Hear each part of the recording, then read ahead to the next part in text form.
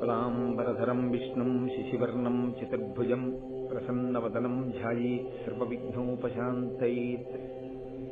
गुरुर्ब्रह्मा गुरुर्विष्णुः गुरुर्देवो महेश्वरः गुरुः साक्षात् परब्रह्म तस्मै श्रीगुरवे नमः। व्यासाय विष्णुरूपाय व्यासरूपाय विष्णवे नमो वै ब्रह्मनिधये वासिष्ठाय नमो नमः। कूजन्तं राम रामीति मधुरं मधुराक्षरम् आरुह्य कविताशाखां वन्दे वाल्मीकिकोकिलम्। श्रुतिस्मृतिपुराणानाम् आलयं करुणालयं नमामि भगवत्पादशङ्करं लोकशङ्करम्। वागर्धाविव सम्पृक्तौ वागर्धप्रतिपत्तये जगतः पितरौ वन्दे पार्वतीपरमेश्वरौ। सूक्तिं समग्रयितुन स्वयमेव लक्ष्मीः श्रीरङ्गराजमहिषीमधुरैः कटाक्षैः। वैदग्ध्यवर्णकुलकुम्भनगौरवैर्यां कण्डूलकर्णकुहराः कवयोधयन्ति। हैमोर्ध्वपुण्ड्रमजहन्मकुटं सुनासं मन्दस्मितं मकरकुण्डलचारुगण्डं बिम्बाधरं बहुलदीर्घकृपाकटाक्षं श्रीवेङ्कटेशमुखमात्मनिसन्निधत्ताम्। विमलपटी कमलकुटी पुस्तकरुद्राक्षशस्तहस्तपुटी कामाक्षी पक्ष्मलाक्षी कलितविपञ्ची विभासि वैरिञ्ची। मनोजवं मरुततुल्यवेगं जितेन्द्रियं बुद्धिमतां वरिष्ठं वातात्मजं वनरयूथमुख्यं श्रीरामदूतं शिरसा नमामि। आपदामपहर्तारं दातारं सर्वसम्पदां लोकाभिरामं श्रीरामं भूयो भूयो नमाम्यहम्।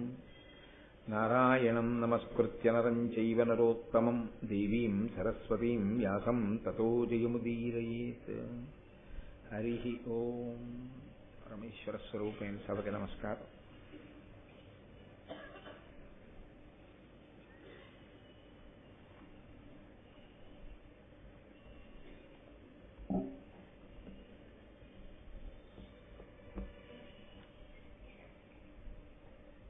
ద్రౌపదీదేవి పాండవులు 5 వలన ఉప పాండవులను పొందింది.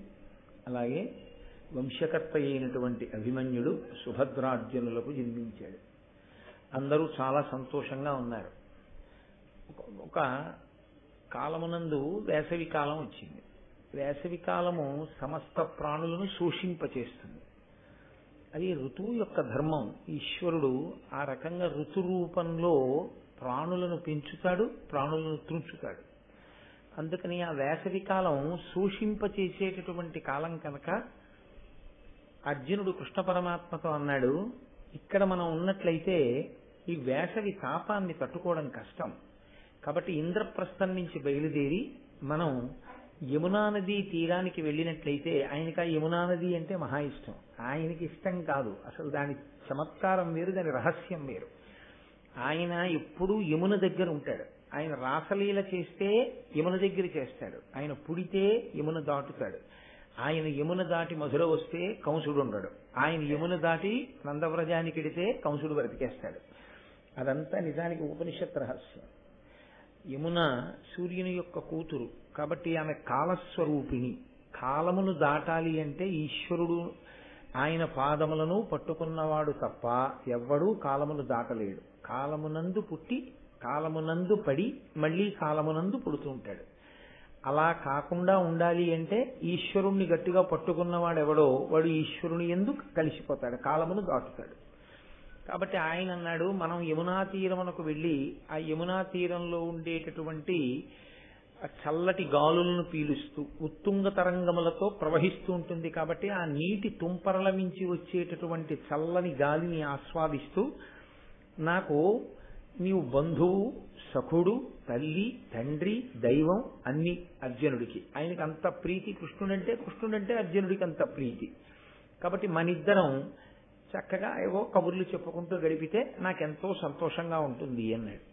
కృష్ణ పరమాత్మ కూడా యమునా నది పేరెత్తితే ప్రీతి చెందుతాడని అర్జునుడి యొక్క ఊహ. అర్జునుడు ఎలా కోరుకున్నాడో అలాగే కృష్ణ పరమాత్మ కూడా అంగీకరించారు. ఇద్దరూ కలిసి యమునా నదీ తీర ప్రాంతమునకు వెళ్లి అక్కడ సంతోషంగా కాలం గడుపుతున్నారు. అప్పుడప్పుడు మధ్యలో ఆ లోయలలోకి వెళ్లి అరణ్యములలో వేటాడుతున్నారు. ఒకరోజు ఖాండవవనము అని అది ఇంద్రుని చేత రక్షింపబడుతుంటుంది. ఇంద్రుడు దాన్ని రక్షించడానికి కూడా ఒక కారణం ఉంది. ఆయనకి భూలోకంలో ఉన్న వనం మీద అంత ప్రీతి ఎందుకు అంటే ఆయనకి ప్రాణమిత్రుడు తక్షకుడు. మీకు ఆ తక్షకుడు గురించి నేను ఆదిపర్వ ప్రారంభమునందే మనవి చేశాను. ఆ తక్షకుడు ఖాండవ వనంలో ఉంటూ ఉంటాడు. కాబట్టి ఆయన అక్కడ ఉంటాడు కాబట్టి ఆయన ఖాండవ వనాన్ని రక్షిస్తూ ఉంటాడు. నా మిత్రుడు ఉన్న ప్రదేశం కదా, అది ఏమీ దెబ్బ తినకుండా ఉండాలి, దానికి ఏమీ ప్రమాదం రాకూడదు అని రక్షణ చేస్తూ ఉంటాడు. కాబట్టి అటువంటి ఖాండవ వనం దగ్గరలో ఉన్నటువంటి గంధపు తీగలతో కూడిన ఒక పొదరింటిలో వారిద్దరూ సంతోషంగా గడిపి అక్కడ ఏదో మాట్లాడుకుంటూ ఉన్నారు. ఆ సమయంలో అక్కడికి గోరోజనం రంగులో ఉండేటటువంటి గడ్డాలు, గోరోజనం రంగు మీసాలతోటి, బడలిపోయాడు అనడానికి గుర్తయినటువంటి ఫలభాగంతో, అదో ఒక గమ్మత్తు. మనిషి చాలా డస్సిపోతే తెలిసేది ఎక్కడ అంటే నుదుటి భాగము చేత తెలుస్తుంది అంటారు. కాబట్టి డస్సిపోయినట్టుగా, కాంతి తెరిగిపోయినట్టుగా ఉన్నటువంటి అగ్నిహోత్రుడు వాళ్ళిద్దరి దగ్గరికి వచ్చాడు. ఆయన వచ్చి వారి ముందు నిలబడగానే కృష్ణార్జునుడు ఇద్దరూ లేచి ఆయనని కూర్చోపెట్టి పూజ చేశారు. ఎందుకు అలా పూజ చేయడం? అగ్నిహోత్రుడు కన్నా నిజానికి కృష్ణుడేగా గొప్పవాడు, పరమాత్మ స్వరూపుడు కదా. మరి ఆయన ఎందుకు అగ్నిహోత్రుడిని పూజ చేయడం అంటే, అగ్నిహోత్రుడు బ్రాహ్మణుడు, ఆయన స్వయంగా బ్రాహ్మణుడు. అందుచేత బ్రాహ్మణుడు పూజింపదగినవాడు, ఆయన ఆశీర్వచనము చెయ్యగలడు, ఆయన వేదము అంగములతో కలిపి చదువుకున్నవాడు, స్వాధ్యాయ ప్రవచనములను చేస్తుంటాడు. పైగా ఎప్పుడూ నిరంతరం మంత్రజపం చేసినటువంటి కారణం చేత అవతల వారికి ఆశీస్సు ఇచ్చి వారికి వచ్చే ఉపద్రవములను తప్పించగలిగినటువంటి శక్తితో ఉంటాడు. అందుకని భూసురుడు అని పేరు. అది సామాన్యమైన బ్రాహ్మణుడికే అంత పూజ ఉంటే సాక్షాత్ అగ్నిహోత్రుడు ఆయనకి ఎందుకు ఉండదు? అందుకే అగ్ని భట్టారకుడు అని పేరు, ఆయన పూజనీయుడు కనుక. అగ్నిహోత్రుణ్ణి వాళ్ళిద్దరూ పూజించారు. అసలు మీకు చాలా ఆశ్చర్యం ఏమిటంటే మహాభారతము అని పేరు ఎందుకంటే భరత వంశమును చెప్పింది కాబట్టి అని. భరతుడు అంటే ఆయన వంశకర్త చంద్రవంశంలో. మీకు నేను భరతుడి గురించి మధ్యలో వచ్చినప్పుడు మనవి చేశాను, దుష్యంతుని యొక్క కుమారుడు. ఆ భరతుడి కథ చెప్పింది కాబట్టి భారతం కాదు. అసలు రహస్యం ఒకటి ఉంది. భరతుడు అన్న మాట ఎవరికి వర్తిస్తుందంటే అగ్నిహోత్రుడికి వర్తిస్తుంది. ఎందుచేత అంటే ఆయన భరిస్తాడు. భరించుట అంటే మీరు తీసుకెళ్లి ఇచ్చిన దాన్ని ఆయన చాలా జాగ్రత్తగా పట్టుకెళ్లి ఇంకోళ్ళకి ఇస్తూ ఉంటాడు. ఆయన అలా ఇవ్వడం వల్ల ఏమవుతుందంటే ఈ లోకము నిలబడుతుంది. ఈ లోకము నిలబడడం కాదు, మీరు మీ విహిత కర్తవ్యాన్ని నిర్వహించగలిగిన వాళ్ళై ఉంటారు. ఆయన అలా చెయ్యలేదనుకోండి, అసలు యథార్థానికి లోకాలన్నీ లయమైపోతాయి. అందుకే ఆయనకి హవ్యవాహనుడు అని ఒక పేరు. హవ్యవాహనుడు అంటే హవ్యమును తీసుకెడతాడు ఆయన. ఆయనకి స్వాహ స్వధ అని ఇద్దరు భార్యలు అని చెప్తాం. అది బాహ్యమునందు భార్యా శబ్దం చేత పిలుస్తాం కానీ అది నిజంగా భార్య అని కాదు. భార్య అన్న మాట వైదిక సంప్రదాయంలో ఎక్కడన్నా వాడితే అది ఆయన యొక్క శక్తి అని గుర్తు. లక్ష్మీదేవి శ్రీమన్నారాయణుని భార్య అన్నాను అనుకోండి, లక్ష్మి ఆయన శక్తి అని. పార్వతీదేవి పరమశివుని భార్య అంటే పరమశివుని యొక్క శక్తి ఆమె అని. కాబట్టి ఇప్పుడు అగ్నిహోత్రుడు భరిస్తాడు. దేన్ని భరిస్తాడు అంటే మనం పట్టుకెళ్ళి హవిస్సు ఇచ్చామనుకోండి, హవిస్సు వేరు, కవ్యము వేరు. ఎందుకంటే హవ్యము కవ్యము అని రెండు మాటలు ఉంటాయి వైదిక సంప్రదాయంలో. హవ్యం ఎవరికి ఇస్తారంటే దేవతలకు ఇస్తారు, కవ్యం ఎవరికి ఇస్తారు అంటే పితృదేవతలకు ఇస్తారు. పితృదేవతల్ని జ్ఞాపకం పెట్టుకుని వాళ్ళకి తద్దినం పెట్టకపోతే ఏమవుతుంది అంటే, వాళ్ళు ఎవరు తద్దినం పెట్టవలసిన వాడో వాడు పెట్టకపోతే వాడిని ఏం చేయరు. వాళ్ళు వాడిని ఇబ్బంది పెట్టరు. కానీ వాళ్ళు తమ ప్రభావం ఎవరి మీద చూపిస్తారంటే తద్దినం పెట్టని వాడి బిడ్డల మీద చూపిస్తారు. కొడుకు పెట్టట్లేదు అనుకోండి, ఆ కొడుకు బిడ్డల మీద దాని ప్రభావం ఉంటుంది. ఎందుకనంటే దేవతలకి కూడా ఒక లక్షణం ఉంది. పుత్ర సంతానాన్ని ఇవ్వాలి అని అనుకున్నప్పుడు తిన్నగా పుత్ర సంతానాన్ని ఇవ్వరు, పితృదేవతలను అడుగుతారు. ఇమ్మంటావా, వీడికి కొడుకుని ఇవ్వచ్చా అని అడుగుతారు. పితృదేవతలకి వీడు అన్నం పెడితే, వీడు జలప్రదానం చేస్తే వాళ్ళ అనుగ్రహం ఉంటే తప్ప పుత్ర సంతానం కలిగి కర్మ సంతానం రాదు అన్నారు. కర్మ సంతానము అంటే పెద్ద కొడుకు, కడుపున పుట్టిన పెద్దవాడు కర్మ సంతానం, చివరివాడు ఐశ్వర్య సంతానం. కాబట్టి పెద్ద కొడుకున్నాడు అంటే ఏమిటంటే తన శరీరం పడిపోయినప్పుడు ఈ శరీరంలో ఉండేటటువంటి పంచభూతములను బ్రహ్మాండములో ఉన్న పంచభూతములలోకి పంపించేసి మళ్ళీ ఇతను ఈ శరీరంలో ఉండగా చేసుకోగలిగాడో చేసుకోలేకపోయాడో అని ఇందులో ఉన్న జీవుణ్ణి తరింపచేయడానికి గయాశ్రాద్ధం పెడతాడు. ఎవడు గయాశ్రాద్ధం పెట్టాడో వాడినే కొడుకుని పిలుస్తుంది శాస్త్రం. అసలు గయ వెళ్లి తల్లిదండ్రులకి తద్దినం పెట్టని వాడెవడో వాడు వైదిక మర్యాద యందు కొడుకే కాడు. అందుకే అలా పెట్టకపోతే ఏం చేస్తారంటే తద్దినం పెట్టి ఇది గయారాధనతో సమానమగుగాక అని ఒక సంకల్పం చేస్తారు. గయ వెళ్ళిన దానితో సమానమగుగాక. డబ్బు లేకపోయి గయ వెళ్ళి తద్దినం పెట్టలేదు, శాస్త్రం అంగీకరిస్తుంది. కానీ ఏది అంగీకరించదో తెలుసా అండి? సంవత్సరానికి ఒక్కసారైనా అగ్నిముఖంగా దేవతలకు హవిస్సులిచ్చి యాగం చేయకపోతే శాస్త్రం క్షమించదు. కాబట్టి ఆయన ఏం చేస్తాడంటే మీరు హవ్యమును ఇస్తే, హవిస్సునిస్తే ఆ హవిస్సుని పట్టుకెళ్ళి దేవతలకు ఇస్తాడు. ఇప్పుడు ఆ దేవతలు ఏం తింటారంటే మనమిచ్చిన హవిస్సునే వాళ్ళు తింటారు. తింటే దేవతలు ప్రీతి చెందుతారు. ప్రీతి చెంది దేవతలకు ఒక లక్షణం ఉంటుంది. నేను మీతో చాలా మాటలు మనవి చేశాను ఈ విషయం. దేవతలు ప్రీతి చెందినా దేవతలు కనపడినా వాళ్ళు ఏమీ ఇవ్వకుండా వెళ్ళరు, ఏదో ఒకటి ఇస్తారు. వాళ్ళు నీకేం కావాలని అడుగుతారు. మిమ్మల్ని వచ్చి అడగకపోయినా మీరు మనసులో ఏ సంకల్పం చేసుకున్నారో సంకల్పాన్ని తీరుస్తారు. అందుకే యాగశాలకి ప్రదక్షిణం చెయ్యండి అని చెప్తారు. ఎందుకంటే అది దేవతలు వచ్చి హవిస్సు తీసుకుని వెళ్ళేటటువంటి ప్రదేశం అది.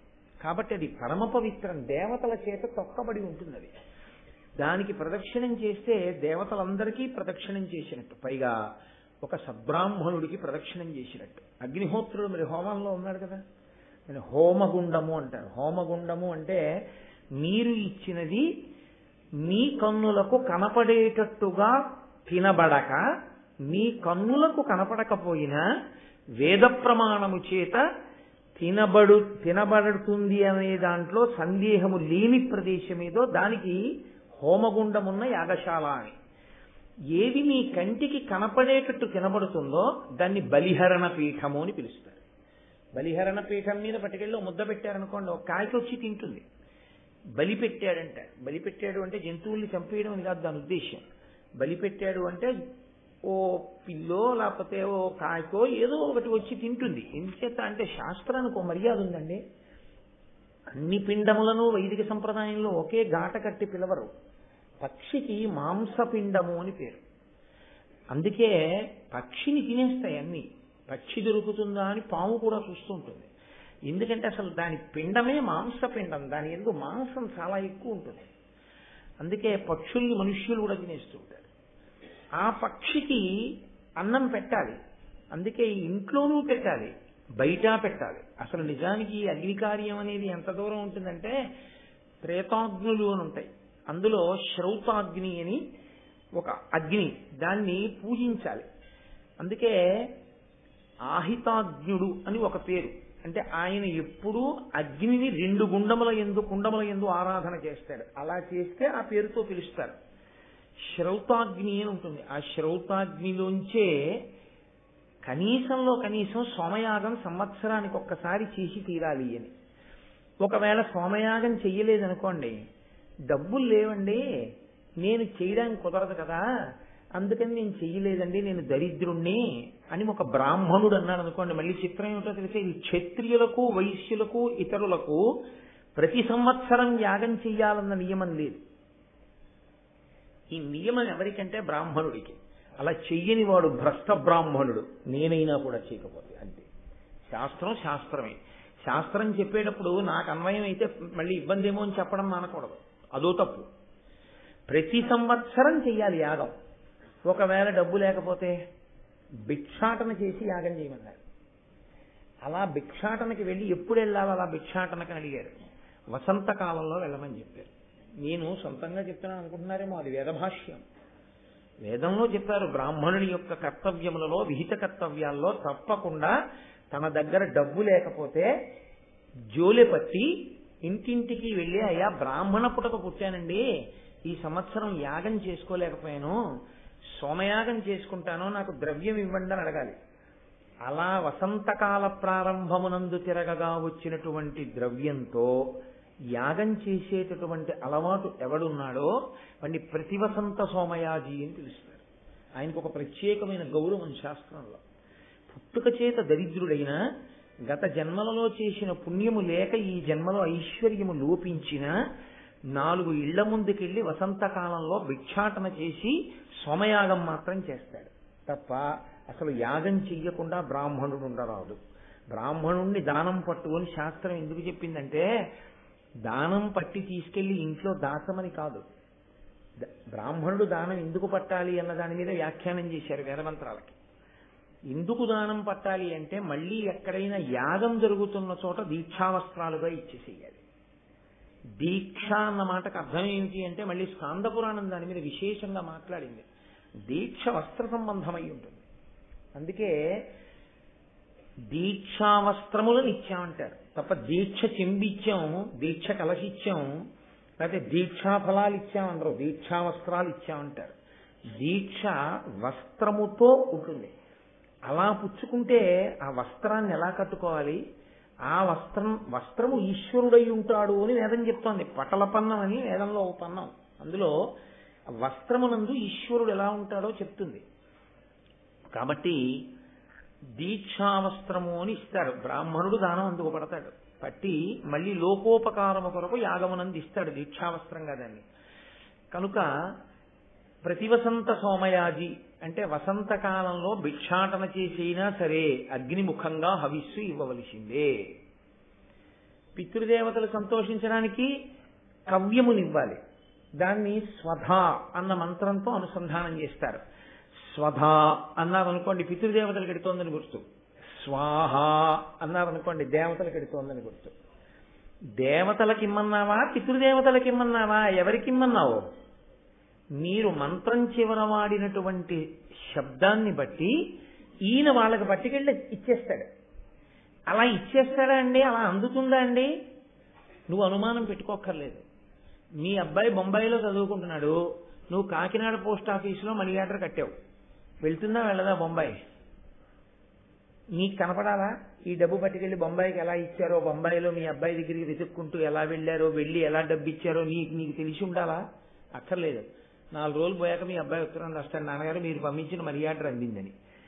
మీరిక్కడ కట్టిన డబ్బుని మీ అబ్బాయికి పట్టుకెళ్ళి ఇచ్చినవాడు మీ కంటికి కనపడకపోయినా పట్టుకెళ్ళి ఇచ్చినట్లు మీరిక్కడ మంత్రంతో ఇచ్చిన హవిస్సుని మీ కంటికి కనపడకపోయినా అగ్నిహోత్రుడు పట్టుకెళ్ళి దేవతలకు ఇస్తాడు. ఏం అనుమానం? మీరు నిర్మించుకున్న వ్యవస్థ మీద మీకు నమ్మకమా? వేదం చెప్పిన దాని మీద నమ్మకం లేకపోవడమా? సాహసం కాదు అది. అందుతుంది. ఒకప్పుడు దేవతలు కనపడ్డారు కూడా యాగశాలలో కూర్చుని. రామాయణ కాలంలో అయితే ఇష్టించేహం కరిష్యామి పుత్రీయాం పుత్రకారణాత్ అని దశరథ మహారాజు గారు సంకల్పం చేశాడు, నేను ఇష్టి చేస్తున్నాను. దేవతలందరూ వచ్చి కూర్చున్నారు. కూర్చుని వాళ్ళు మాట్లాడుకున్నారు, భోజనం పెట్టే వరకు మాట్లాడుకున్నట్టుగా మాట్లాడుకుంటుంటేనే రామావతారం వచ్చింది. కాబట్టి దేవతలందరూ వస్తారు. అందుకే యాగశాల నిర్మాణమునందు అంత జాగ్రత్త తీసుకోమంటారు. యాగశాల నిర్మాణం చేయడం కొన్ని కోట్ల జన్మల యొక్క అదృష్టము ఘనీభవిస్తే అది దక్కుతుంది, లేకపోతే ఇవ్వరు అదృష్టాన్ని. ఎందుకో తెలుసా అండి? దేవతలు వచ్చి కూర్చోడానికి నీడండి అది. దేవతలు వచ్చి కూర్చునే నీడ, దేవతలు అన్నం తినడానికి ఉన్న హోమగుండము, ఆ తర్వాత వాస్తు మంటపము, దాని తలుపులు, దాని ద్వారాలు మామూలు ద్వారాలు అనుకుంటున్నారా? దానికి ఉన్న 4 ద్వారాలు 4 వేదములు, 4 వేదములు ద్వారములుగా ఉంటుంది. కాబట్టి కాకపోతే ఇవాళ వారు ఆ కార్యం అంతా చేశారు, వారిని అడగండి, నేను చెప్పింది ఏమైనా అబద్ధం ఉందేమో. 4 వేదములు 4 ద్వారములై ఉంటాయి దానికి. అటువంటి యాగశాల నిర్మాణంలో ఒక తాటాకు పట్టుకొచ్చి ఇస్తే చాలు తరించిపోతాడు. యాగశాలే. పూర్వం యాగశాల నిర్మాణం అంటే ఏమిటో, యాగశాల నిర్మాణంలో చక్రవర్తులు కూడా ఎంత జాగ్రత్త పడేవారో మీరు రామాయణాది కావ్యములను చదివితే తెలుస్తుంది. కాబట్టి ఇప్పుడు పితృదేవతలు సంతోషించాలి, దేవతలు సంతోషించాలి. మీరు హవిస్సిస్తే దేవతలు సంతోషించి వర్షం కురిపిస్తారు. మీరు కవ్యం ఇస్తే స్వధా అన్న శబ్దంతో పితృదేవతలు సంతోషించి సంతానాన్ని చక్కగా ఉండేటట్టుగా చూస్తారు. ఇప్పుడు ఈ రెండు మీకోసమని భరించి హవ్యం పట్టుకెళ్లేవాడెవరు, కవ్యం పట్టుకెళ్లేవాడెవరు? అగ్నిహోత్రుడే. కాబట్టి అగ్నిహోత్రుడే భరతుడు. భారతం అంతా అగ్ని గురించే మాట్లాడుతుంది. భారతం అంతా దేని గురించే తెలుసా అండి?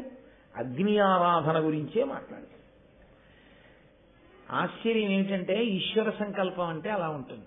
నేను యథార్థానికి ఉపన్యాసాలు 7వ తారీఖు పూర్తి చేయాలి. పరమేశ్వరుడు అన్నాడు, యాగశాలలో అగ్ని ఏ రోజు ప్రజ్వలిల్లిందో ఆ రోజు నువ్వు అగ్నిహోత్రం గురించి చెప్పి పూర్తి చేయి అని ఇవాళ పూర్తి చేయించాడు. కాబట్టి ఆ అగ్ని అనేటటువంటిది అంత ఉత్కృష్టమైనటువంటి స్వరూపం. మీరు హవిస్సు ఇవ్వడం మానేశారనుకోండి, దేవతలకు ఆకలేస్తుంది. అన్నిటికన్నా అస్థిమితం కలిగేది దేని చేతనో తెలుసా అండి? ఆకలి చేతనే. కోపం చాలా తొందరగా దేని వల్ల వస్తుందో తెలుసా? ఆకలి వల్ల వస్తుంది. నిద్రలేని చేత రాదు. ఎందుకంటే నిద్ర లేనివాడు కూడా అసలు పరాకుగా ఉంటాడు. వాడేదో మాట్లాడేలా కాసేపు ముందు పడుకోవాలని పడుకుంటాడు. ఆకలితో ఉన్నవాడికి తొందరగా కోపం వస్తుంది. హవిస్సు ఇవ్వకపోతే, యాగం చేయకపోతే, అగ్నిముఖంగా దేవతలకి అన్నం పెట్టడం మానేసి దేవతలు ఇచ్చినవన్నీ మనం తినేస్తుంటే వాళ్ళకి కోపం వచ్చి వీడు ఒక్కనాడు ఒక యాగం చేయడు, ఏమీ హవిస్సు ఇవ్వడు, ఈ పాటి దానికి వీడికి మనం సంతోష పెట్టడం ఎందుకు, వీడికి మనం ఇవ్వడం ఏమిటి అంటారు. ఏమవుతుందంటే ఐశ్వర్యమునకు కారకములు ఏవో అవి ఆగిపోతాయి. ఐశ్వర్యమునకు కారకము ఏదని శాస్త్రం చెప్తుందో తెలుసా అండి? వేదం ఐశ్వర్యమునకు కారణమంతా వర్షమే. శ్రీమిచ్చేత్ హుతాశన. అగ్ని సంతోషిస్తే, అగ్నిముఖంగా మీరు హవిస్సిస్తే దేవతలు వర్షం కురిపిస్తారు. వర్షం కురిపిస్తే పాడి పంట అన్నీ సమృద్ధిగా ఉంటాయి. కాబట్టి ఈయన అటు దేవతలకు అన్నం పెట్టి వాళ్ళని భరిస్తాడు, మనకు కావలసిన సుఖాలు ఇప్పించి మనల్ని భరిస్తాడు. మనమిచ్చిన హవ్యాన్ని భరించి దేవతలకు ఇస్తాడు, మనమిచ్చిన కవ్యాన్ని భరించి పితృదేవతలకు ఇస్తాడు. ఇందులో ఎవడెవడు తన పితృదేవతల పేరు చెప్పి ఇవ్వనివ్వండి, ఎక్కడున్నాడో వెతుక్కుని పట్టుకెళ్ళి వాళ్ళకి ఇచ్చేస్తాడు. కాబట్టి అసలు ఇలా ఎందుకు చేయాలంటే ఆయన కర్మ ఎందుకండి ఇలా వచ్చింది? ఆయన అంతటి మహానుభావుడు ఎందుకు ఈ పని చేయడం? అసలు ఆయన పట్టుకెళ్ళడం ఏమిటి? హవ్యం కవ్యం ఎందుకు అలా పట్టుకెళ్ళడం? ఆయన ఊళ్ళే కాల్చేయగలడే, అడవిలే కాల్చేయగలడే, అలాంటి వాడు ఎందుకు అలా చేస్తుంటాడు ఆ పనులను అడిగారు. దీనికి జవాబు వ్యాస భగవానుడు లింగ పురాణంలో చెప్పాడు. హవ్యం వహతి దేవానాం కవ్యం కవ్యాసినామపి కాకంచ కురితే వహ్ని శంకరస్యైవ శాసనాత్ అని చెప్పాడు. శంకరుడు లోకములనన్నింటినీ సృజించినప్పుడు బ్రహ్మగారిని మొదట నియమించి తర్వాత అగ్నిహోత్రుణ్ణి శాసించాడు. నువ్వు 3 పనులు చేయవలసి ఉంటుంది. హవ్యం వహతి దేవానాం, ఈ మనుష్యులు ఇచ్చిన హవ్యాన్ని దేవతలకి, దేవతలు ఇచ్చినటువంటి వర్షం చేత ప్రజలు ప్రీతి పొందుతారు. మళ్లీ ప్రజలకి నీ వలననే ఐశ్వర్యం వస్తుంది. మళ్లీ వీళ్ళిచ్చిన హవ్యాన్ని మళ్లీ దేవతలకి, ఈ చక్రాన్ని నువ్వు తిప్పుతుంది. కవ్యం కవ్యాసినామపి, పితృదేవతలను ఉద్దేశించి వాడు తిథి జ్ఞాపకం పెట్టుకుని, అయ్యో మా నాన్నగారు ఈ తిథి నాడు పడిపోయారని చెప్పి ఆ తిథి నాడిచ్చిన కవ్యాన్ని వాళ్ళ నాన్నగారికి అప్పచెప్పు. వాడు పితృదేవతల యొక్క అనుగ్రహంతో మంచి సంతానంతో హాయిగా ఉంటాడు. కాబట్టి కవ్యం కవ్యాసినామపి. 3 పాకంచ కురుతే వహ్ని, నువ్వు వంట చేసి పెడుతుండు ప్రతి వాళ్ళ ఇంట్లో. వంట బ్రాహ్మణుడు అన్న మాట ఎందుకు వచ్చిందో తెలుసా అండి? లోకంలో మిగిలిన వాళ్ళని ఎవరిని అలా పిలవరు. వంట ఆయన వచ్చాడా అని అడగారు, వంట బ్రాహ్మణుడు వచ్చారా అండి అంటారు. వంట బ్రాహ్మణుడు అని ఎందుకంటారంటే లోకంలో మొట్టమొదటి వంట బ్రాహ్మణుడు అగ్నిహోత్రుడు. ఆయన వస్తే మాత్రం ఏం చేస్తాడు? ఆయనకైనా ఏముండాలి వండడానికి? అగ్నిహోత్రం ఉండాలిగా. అగ్నిహోత్రం ఉంటేనేగా పచనం చేయడం. మొట్టమొదట అసలు ఇంట్లో కాదు ఎక్కడైనా పచనం చేసి పెట్టేవాడు ఎవరంటే అగ్నిహోత్రుడే. ఆయనే మొదటి వంటవాడు. ఇంటింటి వంటవాడు ఎవరంటే అగ్నిహోత్రుడు. ఏమైనా కర్మ పాకంచ కురుతే వహ్ని శంకరస్యైవ శాసనాత్, శంకరుని యొక్క శాసనం మేరకి 3 చేస్తుంటాడు ఆయన. అటువంటి అగ్నిహోత్రుణ్ణి అందరూ ఆరాధించాలి అని చెప్పింది శాస్త్రం. చాలా మంది ఏమనుకుంటారంటే అగ్నిని ఆరాధించడము అంటే అది ఒక్క బ్రాహ్మణులు మాత్రమే చేసే పని అనుకుంటారు. అయితే ఇక్కడ శాస్త్రాన్ని అర్థం చేసుకోవడంలో ఒక విషయాన్ని జాగ్రత్తగా తెలుసుకోవాలి. బ్రాహ్మణులే అగ్నిహోత్రాన్ని దగ్గర ఉండి రక్ష చేసి హవిస్సులిచ్చి యజమానికి కావలసిన శ్రేయస్సుని చేస్తారు. ఎప్పుడు మీకు ఒక కామ్యం ఉందనుకోండి, ఏదో దశరథ మహారాజు గారి కొడుకు పుట్టాలి పుత్రకామేష్టి, అప్పుడు ఎవరు కూర్చోవాలి యాగశాలలో అని అడిగారు. మనందరి కోసం కూర్చోవలసి వస్తే ఒక్క బ్రాహ్మణుడు మాత్రమే వెళ్ళి చెయ్యాలి. ఎందుకంటే ఆయన వేదం చదువుకున్నాడు కాబట్టి, ఆయన ప్రతిరోజు ఆ శౌచం పాటిస్తాడు కాబట్టి, ప్రతిరోజు సంధ్యావందనం చేసి యదస్మాత్ కురుతే పాపం తదస్మాత్ ప్రతిముచ్యతే, యద్రాత్ర్యాత్ కురుతే పాపం తద్రాత్ర్యాత్ ప్రతిముచ్యతే అని అడుగుతాడు. కాబట్టి కాదు అంటే దాని ఉద్దేశం పాపం చేయమని కాదు, చేసి సంధ్యావందనం చేయమని కాదు, అసలు పాపం చేసే బుద్ధి పోయేటట్టుగా చేయమని అడగాలి తప్ప సంధ్యావందనం చేస్తాను కాబట్టి పగల పాపం పగలపోతుంది, రాత్రి పాపం రాత్రి పోతుంది, గొడవ ఏముందని పాపాలు చేయమని కాదు దాని ఉద్దేశం. కాబట్టి అటువంటి బ్రాహ్మణుడు మిగిలినటువంటి వారందరికీ కూడా శ్రేయస్సు కల్పించాలి అని. ఏం ఆయన ఎందుకు కల్పించాలని అడిగారు. ఏ వేదం ఉత్తినే మాట్లాడుతుంది అనుకుంటున్నారంటే ఏమైనా మాట్లాడితే, అసలు ఈ వేదము ఈ ధర్మము ఈ బ్రాహ్మణుడు బతికి బట్ట కట్టాలంటే పైన క్షత్రియుడు కాపాడాలి. నిన్న బ్రాహ్మణుడు గోవులు ఎత్తుకుపోతే ఎవరు వెళ్ళారు? ధనస్సట్టుకుని అర్జునుడు వెళ్ళాడు. వెళ్ళినందుకు ద్రౌపదీ ధర్మరాజు కనబడితే 12 నెలలు తీర్థయాత్ర చేశాడు. కాబట్టి క్షత్రియుడు రక్షణ చెయ్యాలి. ఆయన వెళ్ళి లోపల కూర్చుని ఆయనే మంత్రాలు చదువుకుని ఆయనే అన్ని చేసుకుంటూ కూర్చుంటే ఎవరికైనా ఆపద వస్తే రక్షించేవాడు ఎవరు? కాబట్టి ఆయనకి నువ్వు చేసి పెట్టాలి. వైశ్యుడికి లోకమంతటి కొరకు వర్తకం చేసి ఊరు తదస్య యద్వైశ్య అంటోంది పురుష సూక్తం. ఆయన లోకంలో వ్యాపార ప్రక్రియను పెంచి అందరూ సంతోషంగా ఉండేటట్టుగా వర్తక వాణిజ్యముల చేత బలిష్టం చేయాలి సమాజాన్ని. కాబట్టి ఆయన్ని పని మానేసి వచ్చి యాగం చేసుకోనకూడదు. ఆయన్ని యజమానిని చేసి వరుని పుచ్చుకుని బ్రాహ్మణుడు యాగశాలలో కూర్చుని యాగం చేస్తాడు. అలాగే ఎవరైనా సరే బ్రాహ్మణులు క్షత్రియులు వైశ్యులే కాదు, ఎవరైనా బ్రాహ్మణుని చేత చేయిస్తారు. అది కారణం. ఆయన ఒక్కడే చెయ్యాలి అనడంలో ఆయనకి ఏదో తీసుకెళ్లి కిరీటం ఆయన తల మీద పెడతామని కాదు. అలా చేయడానికి ఆయన ఎంత జాగ్రత్తగా ఉండవలసి ఉంటుందో తెలుసా అండి? ఆయన ఎంతో జాగ్రత్తగా ఉండాలి. చాలా మంది ఇది తేలికనుకుంటారు. ఒక దేవాలయంలో అర్చకత్వం చేసిన వాడికి తెలుస్తుంది. ఆయనకి ఏముందండి గుళ్ళో ఉంటాడు అనుకుంటారు. గర్భాలయంలో గాలి ఏమాడుతుందండి? వేసవి కాలంలో ఒళ్ళు తడిసిపోతుంటుంది చెమటతోటి. ఎంతో మంది అర్చకుల జీవితాలు పణం పెట్టేశారు. గాలి ఆడదు, ఎదురుగుండా భక్తులు ఉంటారు. ఆ అంతరాలయంలో నుంచి నీరాజనాలు ఇచ్చి మీరు వాళ్ళు పొద్దుట్ నుంచి స్వరం తప్పకుండా ఎలా మంత్రభాగాన్ని అన్వయం చేస్తున్నారు. ఎవరు ఎక్కువ మాట్లాడతారో, ఎవరు ఎక్కువ స్వరానికి ప్రాధాన్యం ఇస్తారో వాళ్ళకి తొందరగా ఆయుర్దాయం క్షీణించిపోతుంది మాట్లాడడం చేత. బ్రాహ్మణుడు మహాత్యాగి.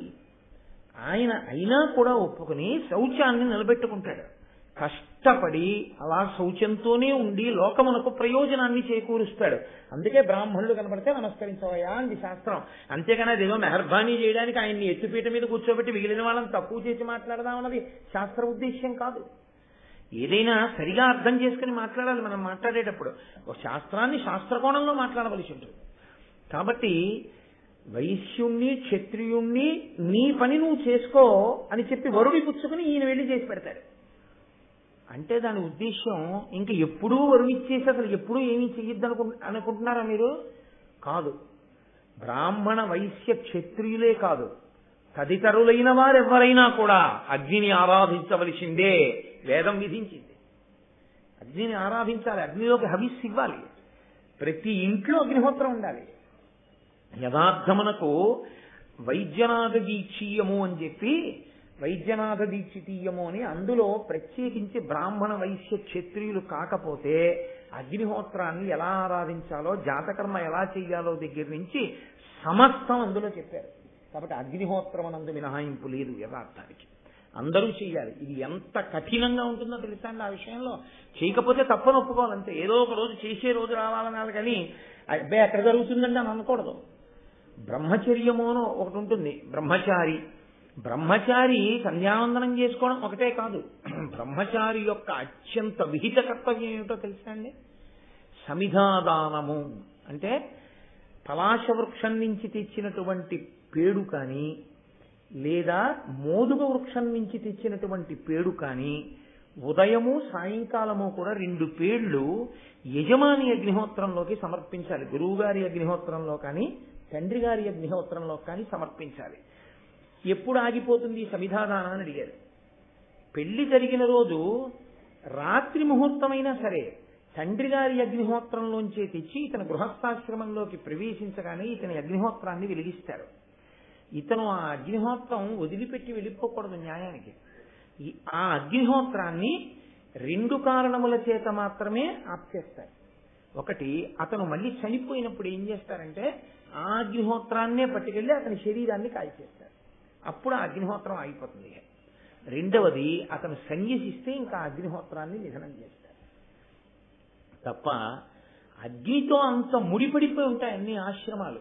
ఒక్క అగ్ని సంబంధం లేనివాడు ఎవరో తెలుసా అండి సనాతన ధర్మంలో? ఒక్క సన్యాసి.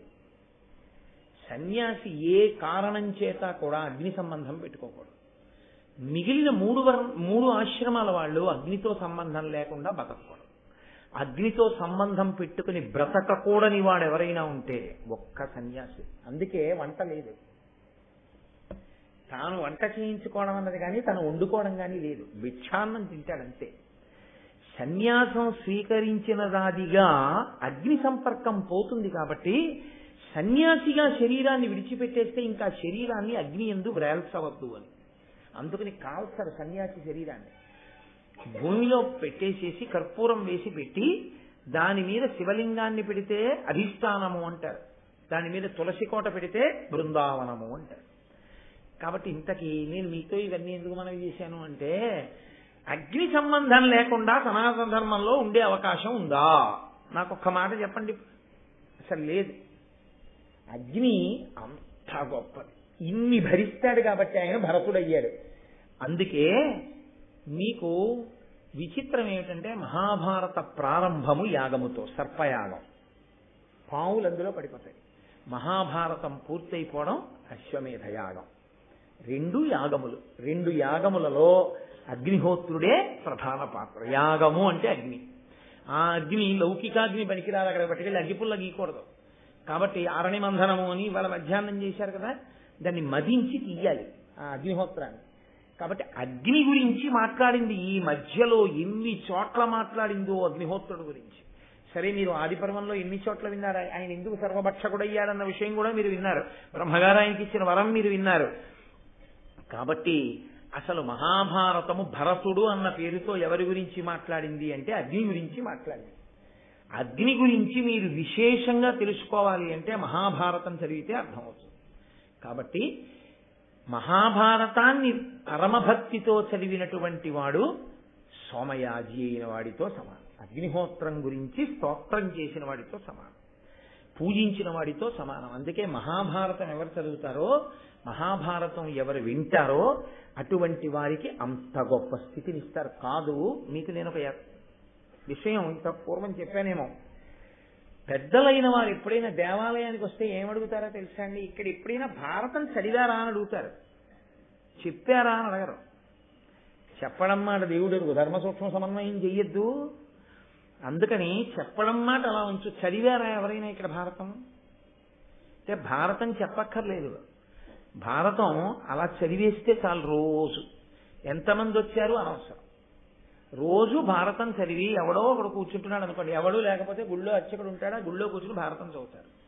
18 పర్వాల భారతము దేవాలయంలో ఎక్కడైనా చదివింపబడితే ఆ దేవాలయం యొక్క మర్యాద, దాని స్థాయి మారుతుంది. తెలుసా అండి? ఎందుకంటే అది పంచమ వేదం. వేదమంతా అగ్ని మీదే ఆధారం. అసలు ఋగ్వేదం అగ్ని మీలే పురోహితం అంటూ అగ్ని శబ్దం చేతే కదా ప్రారంభం. సరే, అలా చెప్తూ పెడితే దానికి అంతే ఏముంటుంది? అందుకని అక్కడి వరకు వినండి చాలు. కాబట్టి అగ్ని సంబంధమైనటువంటి విషయము, అగ్ని ఆరాధన చెయ్యకుండా ఉండరు. పైగా మీకు గుర్తు ఏమిటో తెలుసా అండి? అగ్నిహోత్రం కానీ మీ పట్ల ఆనుకూల్యమైతే, అగ్ని ప్రసన్నుడైతే ఉత్తర క్షణంలో మీకేమవుతుంది అంటే ఐశ్వర్యం కలిసి వస్తుంది. ఏదో ఆపదలు కూడా తప్పుతాయి తెలుసా అండి అగ్నిహోత్రం వల్ల. చాలా. అందుకే యాగశాలకు ప్రదక్షిణం చేస్తారండి. అగ్నికి ప్రదక్షిణం కాబట్టే ఆయన చుట్టూ తిరిగితే ఆయన ఐశ్వర్యం ఇస్తాడు. ఐశ్వర్యానికి ప్రధానం ఏమిటి? ఈ శరీరం ఉండడం. ఇది ఉంటే కదా ఐశ్వర్యాన్ని అనుభవించడం.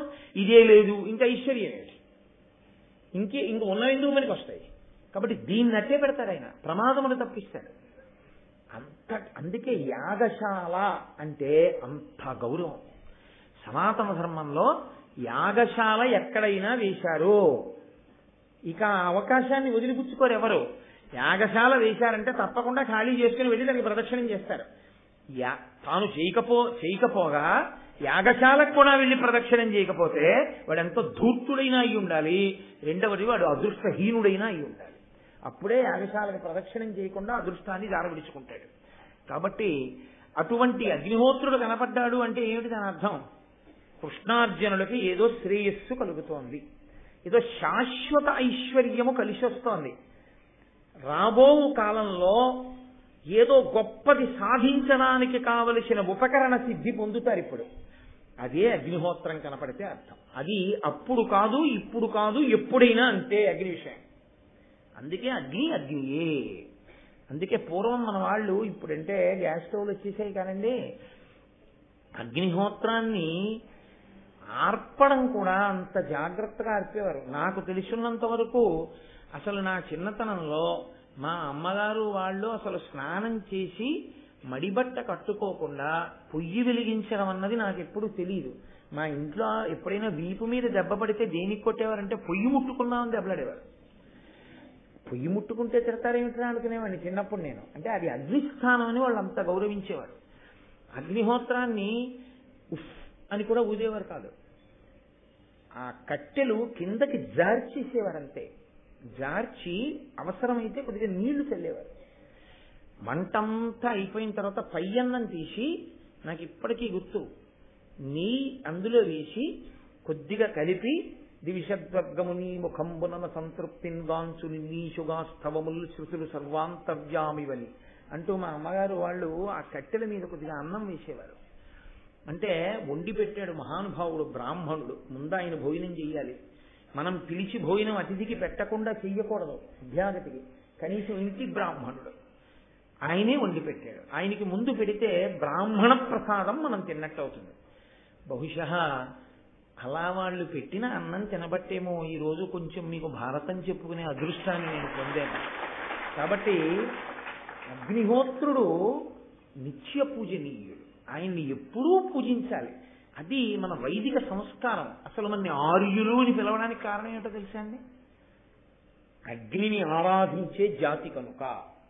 అగ్నిని ఆరాధించి అగ్నిముఖంగా ఇలా హవిస్సు ఇచ్చేటటువంటి ప్రక్రియ మీకు ఏ ఇతర విశ్వాసమునందు లేదు. యజ్ఞము యాగము ఈ రెండు మన సొత్తు, వీటికి మనమే వారసులం. యాగములు చేసి స్వాహాకారంతో దేవతలకు హవిస్సునిచ్చే ఏకైక జాతి ప్రపంచం మొత్తం మీద ఒక్క వైదిక ధర్మమే. అది ఎందుకు ఇస్తారో తెలుసా? సర్వే జనాః సుఖినో భవంతు, లోక కళ్యాణం కోసం. ఎవరో కొంతమంది బాగుండాలని చేయరు యజ్ఞయాగాదులు. అంత విశాల హృదయం మనది. ఆ విశాల హృదయానికి గుర్తు అగ్నికార్యం. అటువంటి అగ్నిహోత్రుడే ఎదురుగుండా కనపడితే కృష్ణార్జునులు పూజించకుండా ఎందుకుంటారు? కాబట్టి వాళ్ళు వెంటనే లేచి, మహానుభావుడు, పెద్దవాడు, బ్రాహ్మణుడు, అగ్నిహోత్రుడు కాబట్టి ఆయన్ని కూర్చోబెట్టి ఆయనని సర్వవిధములో పూజించారు. బ్రాహ్మణుడికి ఏమిటి ప్రీతో తెలుసా అండి? బ్రాహ్మణో భోజన ప్రియ, ఆయనకి భోజనం ఇష్టం. ఆయనకి భోజనం ఇష్టము అన్న మాటని మీరు జాగ్రత్తగా అర్థం చేసుకోవాల్సి ఉంటుంది. ఆయనకి భోజనం ఎందుకు ఇష్టమయ్యేటట్టు ఈశ్వరుడు చేశాడో తెలుసా అండి? ఒక్కటే కారణం, ఆయన తినేసి దాంతో కృతజ్ఞుడై వెళ్ళిపోయేవాడు కాడు. ఏమీ పని లేకపోతే ఆయన గుడిగట్టు మీద కూర్చుని అమ్నాయం చేసుకుంటాడు. ఎప్పుడు ఆ వేదమంత్రాలను అలా ఉచ్చరిస్తూనే ఉంటాడు. ఎప్పుడు సంతకము అవి చదువుతూ ఉండడం చేత ఆ వేదమంత్రములు ఎక్కడ వినపడతాయో అక్కడ ఈశ్వరుడు ప్రసన్నుడవుతూ ఉంటాడు. ఆయన శరీరం ఎలా నిలబడాలి? అన్నము చేత నిలబడాలి. అందుకే బ్రాహ్మణుడికి భోజనం పెట్టేటప్పుడు ఒక జాగ్రత్త తీసుకుని పెట్టమని చెప్తుంది శాస్త్రం. గోమయంతో అలకకుండా పెట్టకూడదు భోజనం. గోమయంతో శుద్ధి చెయ్యాలి. ఎందుకంటే ఏదో 20 మంది భోజనం చేస్తున్నారు అనుకోండి, మీరు కట్టిన ప్రదేశం 10 మందికి సరిపోతుంది అనుకోండి.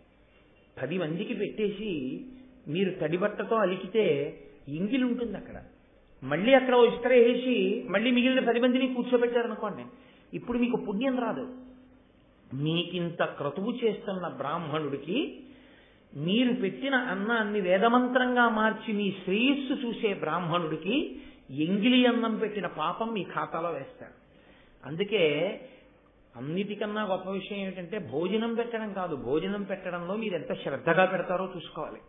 గోమయం తెచ్చి జాగ్రత్తగా అలికి పెట్టాలి. నేను అందుకే ఇవాళ పొద్దున్న వెళ్ళిపోతూ కార్యకర్తల్ని పిలిచి చెప్పి వెళ్ళాను, మీరు గోమయం తీసుకొచ్చి నీళ్లల్లో కలిపి వాళ్ళు భోజనానికి వచ్చినప్పుడు మీరు జాగ్రత్తగా భూశుద్ధి చేసి వాళ్ళకి భోజనం పెట్టండి. 10 మంది తర్వాత మళ్ళీ 10 మంది తింటే మళ్ళీ గోమయంతో అలికి పెట్టండి, తప్ప అలక్కుండా భోజనం పెట్టకండి వాళ్ళకని చెప్పారు. మీరు ఎంత మర్యాద బ్రాహ్మణుడికి ఇస్తారో అదే పూజ. దాని చేతనే దేవతలు ప్రసన్నులవుతారు. కాబట్టి ఇప్పుడు కృష్ణార్జునులు ప్రీతితో పూజ చేశారు. పూజ చేస్తే ఆయన అన్నాడు, ఏ నమిత భోజనుండా అహీనాగ్నిబలండ నాకు ఇష్టాన్నము సమ్మానముగా పెట్టు దోపుదు రేని సంతృప్తుడనగుదును ఏనట్లయినను. నేను అమిత భోజనుండా, భోజనం విషయంలో సమస్త జీవకోటికి తృప్తి ఉంటుంది. అది ఒక స్థాయి దాటిన తర్వాత తినమన్నారు అనుకోండి, తినలేరు, ఇంకొద్దండి అంతకన్నా అంటారు. ఒక్క అగ్నిహోత్రుడు మాత్రం అమిత భోజనుడు, ఎంత తిన్నా తింటాడు ఆయన. కాబట్టి నేను అమిత భోజనుండా, ఎంతైనా తింటాను. అలా తినేవాడు మీకు దొరకద్దు మీ స్థాయికి. కాబట్టి నాలాంటి వాడికి పెడితేనే అదృష్టం. అహీనాగ్ని బలుండా, నా బలం తగ్గిపోవడం అన్నది ఉండదు. లోకంలో ఎక్కువ తినేస్తే బలం తగ్గిపోతుంది. ఎందుకో తెలుసా అండి, ఇబ్బంది వస్తుంది. అలా తినకూడదు. ఆయన ఒక్కడే ఇలా ఉంటాడు, ఎంత తిన్నా బలంగా ఉంటాడు, ఆయన బలం క్షీణించదు. కాబట్టి అహీనాగ్ని బలుండా నాకు ఇష్టాన్నము సమ్మానముగా పెట్టుడోపుదురేని. నాకు భోజనం పెట్టడం అంటే ఎలా పెట్టాలో తెలుసా? ఏదో పనికి మాలిన వాడికి భోజనం పెట్టినట్టు పెట్టకూడదు. అది మహాభారతం అంటే. మహాభారతాన్ని చదివిన వాడికి ఎవరి పట్ల ఎలా ప్రవర్తించాలో తెలిసి ఉండాలి. నాకు పెట్టినప్పుడు సమ్మానముగా గౌరవించి పెడితే పెట్టు దోపుదురేని సుతృప్తుండనగుదును. నేను చాలా తృప్తిని పొందుతాను. తృప్తి పొందితే ఏం చేస్తాను? ఊరికే పోతుందా? ఆశీర్వచనం చేస్తాను, మీకు అమిత బలాన్ని ఇస్తాను, మీకు ఏదో శక్తిని ఇస్తాను. కాబట్టి పెడతారా నాకు అన్నం అని అడిగాడు. అడిగితే వాళ్ళు అన్నారు, తప్పకుండా. మీరు అడిగిన తర్వాత పైగా పెట్టకపోవడమా? ఏం కావాలి చెప్పండి, పెట్టేస్తానన్నారు. అంటే ఆయన అన్నాడు, ఆ ఖాండవనం తినేయాలనుంది నాకు. అంటే కాల్చేస్తాడు. ఆ ఖాండవనం కాల్చేయాలనుంది. దానికి అభ్యంతరం ఏమిటి? మమ్మల్ని అడగడం ఎందుకు? మేము పెట్టేది ఏముంది అందులో, తినేసేయండి అన్నాడు. అంటే ఆయన అన్నాడు, అలా తినేలేక కాదు, అగ్ని నేను, నాకు ఆహారమయ్యింద్రు ఖాండవంబు, దీని కాల్ప గడగి ఎగువ బడితి ముందర ఇంద్రు పంచిన మహాదారుణాంబుధర శతంబు చేత. ఇత పూర్వం నేను ఈ ఖాండవనాన్ని తిందామని అనేక సార్లు ప్రయత్నం చేశాను. కానీ ఆయన బ్రహ్మాండమైనటువంటి 100 మేఘములను పంపించి వర్షింపజేస్తున్నాడు. ఆయన ఎందుకు అగ్నిహోత్రుడు తినకుండా చూడటం? అంటే అక్కడ తక్షకుడు ఉన్నాడు, ఇంద్రుడి మిత్రుడు. మరి అగ్ని కాల్చేస్తే ఆయన సర్వభక్షకుడు, పాముని తినేస్తాడు. అందుకని ఎక్కడ తన మిత్రుడు కాలిపోతాడోనని, ఆయన ఇల్లు కాలిపోతుందోనని అగ్నిహోత్రుడు ఖాండవాన్ని తినకుండా ఆయన చూస్తున్నాడు. ఈయనకి ఈ ఖాండవానమే తినాలన్న పిచ్చెందుకు? లోకంలో ఉన్నాయిగా అవన్నీ తినచ్చుగా. అందుకని ఇంద్రుడు నన్ను తిననివ్వడు ఈ ఖాండవనాన్ని. ఎందుకు తిననివ్వడు అంటారేమో, తక్షకుడి కారణంగా నన్ను ఆ ఖాండవనానికి రానివ్వడు. నేను ఖాండవనమే తినాలని ఎందుకు అనుకుంటున్నానంటారేమో, మీకు ఒక కారణం చెప్తాను. శ్వేతకి వలన నాకు ఇబ్బంది వచ్చింది. శ్వేతకి వలన, శ్వేతకి అని ఆయన ఒక రాజర్షి. ఆయన అనేక యజ్ఞములు చేసేశాడు. ఇంకా అంతు తెలియలేదు ఆ యజ్ఞాలకి. అన్ని యజ్ఞాలు చేశాడు. యజ్ఞం చేస్తే ఏం చేస్తారండి? అలా నేతిలో సమిధ ముంచి నెయ్యి, హవిస్సు, హవిస్సు చెరు అంటారా, హవిస్సు నేతిలో ముంచి సమిధ, సరే పూర్ణాహుతి చేస్తే నేతి ధార పోసేస్తూ ఉంటారు. నెయ్యికి 2 లక్షణాలు ఉన్నాయి. ఒకటి మంచి తెలివితేటలు ఇస్తుంది, తేజస్సుని ఇస్తుంది. అదే నెయ్యి ఎక్కువైపోయింది అనుకోండి, పిచ్చిదాహం పుట్టేసి ఆకలి మందగించేసి దానివల్ల తేజస్సు క్షీణించిపోతుంది. ఏదో యజ్ఞం అంటే ఓ యజ్ఞం అంటే తింటాను. అమ్మ బాబోయ్, ఆ శ్వేతకి లోకంలో ఉన్న నెయ్యంతా పట్టుకొచ్చి పోసేశాడు తినమని. నాకున్న వ్యసనం ఏమిటో తెలుసా? ఎంత నెయ్యి పోస్తే అంత నోరెత్తి తాగుతాను. అగ్నిహోత్రం గురించి మీరు చదవాలి. నిజంగా పురాణాల్లో హోమగుండంలో అగ్నిహోత్రం అంటే ఎలా ఉండాలో చెప్తారు. సుహృతంబులయ్య శిఖులున్ కళ్యాణమిక్కాలమున్ అంటాడు బలిచక్రవర్తి. సుహృతంబులయ్య శిఖులున్, అగ్నిహోత్రపు శిఖ పైకి లేచి కుడి పక్కకి తిరుగుతోంది అనుకోండి, గొప్ప జయం కలుగుతోందని గుర్తు. అగ్నిహోత్రపు శిఖ పైకి లేచి ఎడం పక్కకి తిరుగుతోంది అనుకోండి, ప్రమాదం వచ్చేస్తోందని గుర్తు. ఎవరైనా చెయ్యి వేసేటప్పటికీ అగ్నిహోత్రం పైకి లేచిందనుకోండి, మహాత్ముడని గుర్తు. ఎందుకో తెలుసా అండి? నువ్వు వచ్చావు, అగ్నిహోత్రం పైకి లేస్తోంది అన్నాడు.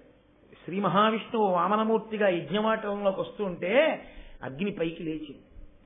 వడుగా ఎవ్వరివాడవెవ్వడుగు సంవాస స్థలం వెయ్యది ఎడకున్ నీ వరుదించుటన్ సఫలమయ్యన్ వంశమున్ జన్మమున్ కడు ధన్యాత్ముడనైతి ఈ మఖము యోగ్యం వయ్యే సుహృతంబులయ్య శిఖులున్ అన్నాడు.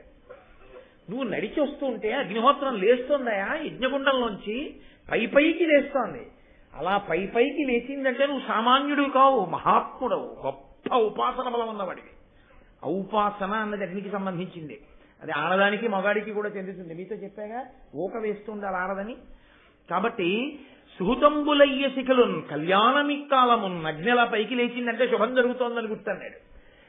నాకు ఇవాళ ఈ అగ్ని పిచ్చి పట్టుకుంది. ఆ యజ్ఞం, ఆ అగ్ని పట్టుకున్నాను కదండి, ఏదో అరగంటలో అయిపోతుంది ఇవాళ ఉపన్యాసం అనుకున్నాను. ఇది అయ్యేటట్టు లేదు. ఈ అగ్ని అని వస్తే చాలు ఎటో వెళ్ళిపోతుంది ప్రసంగం.